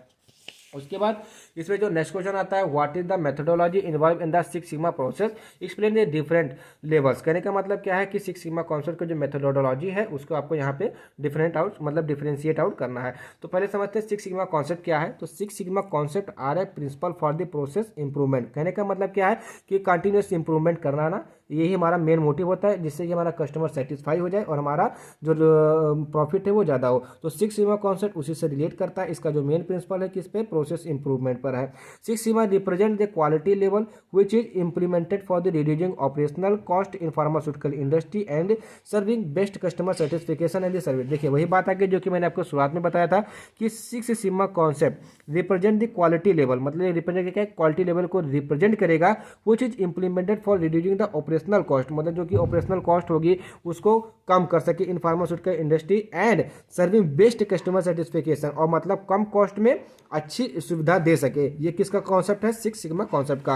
अब इसकी जो मेथोडोलॉजी है ये बेसिकली आप जानते हैं कि डेमैक पे है, डेमैक मतलब DMAIC, ठीक है ना। तो this 6 sigma methodology use those factor which are essential for improving the quality of the process as well as generating profile, ठीक है ना, प्रोफाइल, ठीक है ना। डेमैक इसको समझते हैं क्या है, तो D for define, M for measure, A for analysis, I for improve and C for control होता है, ठीक है ना। अब एक एक करके समझते हैं क्या डिफाइन फेज क्या है। Define phase is the first and more difficult step of the 6 sigma approaches, मतलब पहला स्टेज है और सबसे ज़्यादा डिफिकल्ट स्टेज है, क्योंकि the basic aim of this step to define the problem and objective, मतलब इसका जो मेन एम यही है कि जो ऑब्जेक्टिव है, मतलब जो प्रॉब्लम्स है, जो ऑब्जेक्टिव उसको ये डिफाइन आउट। तो जो डिफाइन फेज होगा वो आइडेंटिफाई करेगा ऐसे फैक्टर को व्हिच आर मेजर, जिसको मेजर किया जाए, एनालाइज किया जाए, improve and control for the greater revenue, मतलब आपको रेवेन्यू ज़्यादा प्राप्त हो, and need to carry out the project successful, और जो आपका प्रोजेक्ट है वो सक्सेसफुल हो जाए। उसके बाद जो सेकंड फेज है वो क्या है, measure phase. Once the problem is defined the measure phase start wearing the problem in the process which affect the quality standard are measured and evaluated. कहने का मतलब क्या है, जब एक बार आपको प्रॉब्लम पता चल जाएगी तो उसको कितना प्रॉब्लम आपको देखने को मिला उसकी क्वालिटी स्टैंडर्ड को मेजर कर लेंगे, देन उसको इवेल्युएट कर लेंगे। And this data will have to understand the magnitude of the improvement, और जो ये डाटा होगा, मतलब कहने का क्या है, जब आप प्रॉब्लम को इवेल्युएट कर लेंगे, उसको मेजर कर लेंगे, ठीक है ना, उसकी क्वालिटी स्टैंडर्ड को पता कर लेंगे, तो आपको आसानी हो जाएगी कि उसको कैसे इंप्रूव किया जाए, उसको कैसे ओवरकम किया जाए। And will answer either expected improvement can be measure और नॉट, ठीक है ना। मेजर फेज में आप उसकी accuracy, repeatability, reproducibility and stability ही चेक करेंगे, ठीक। उसके बाद थर्ड फेज आता है analyse phase. This process include analysis of the whole process and help to understand the factor influences. कहने का मतलब क्या है, इस फेज में हम क्या करते हैं, एनालिसिस करते हैं कि ऑफ द होल फेज, मतलब जो प्रोसेस है, टोटल प्रोसेस है, उसकी एनालिसिस करेंगे, जो कि आपको क्या करेगा, हेल्प करेगा कि कौन कौन से फैक्टर इन्फ्लुएंसेस है इसमें। हाइपोथेसिस एंड स्टैटिकल टेस्टिंग की use to the compute the probability of the those identified factor which impact on the critical to the quality outcome. कहने का मतलब क्या है कि जब हमको प्रोडक्ट मिलता है तो उसकी जो क्वालिटी आउटकम है, ठीक है ना, तो उसमें कौन कौन से इम्पैक्ट आपको देखने को मिल सकता है, ये हमको एनालाइज फेज के द्वारा ही पता चलता है, ठीक है ना। उसके बाद जो आपका फोर्थ फेज है वो है कौन सा, इम्प्रूव फेज, तो इसमें क्या होता है कि next step is improvement of the process that has been outline in the defined phase for achieve expected result. कहने का मतलब क्या है कि जो नेक्स्ट स्टेप का इंप्रूवमेंट प्रोसेस है, कहने का मतलब जो भी हमारा डिफाइन फेज में जो भी प्रॉब्लम थी उसको हम यहाँ पे डिफाइन करेंगे, उसको इंप्रूव करेंगे, ठीक है ना। In this page all the factor which affect the critical to quality outcomes are improve, मतलब जो कि हमको क्वालिटी नहीं मिलने दे रही है उनको यहाँ पर हम इंप्रूव करेंगे। कंट्रोल फेज में क्या होता है, control phase are ensure quality producibility and improvement in the process continuously, मतलब इसका कहने का मतलब क्या है कि जो कंट्रोल फेज होता है इसमें हम कंट्रोल करते हैं, मतलब कहने का क्या है कि जो हमारी क्वालिटी है, जो प्रोडक्टिबिलिटी है और जो इंप्रूवमेंट है उसको कंट्रोल करके रखेंगे इन द प्रोसेस कंटिन्यूसली, कि वो कंटिन्यूसली हमको प्रोसेस में मिलता रहे।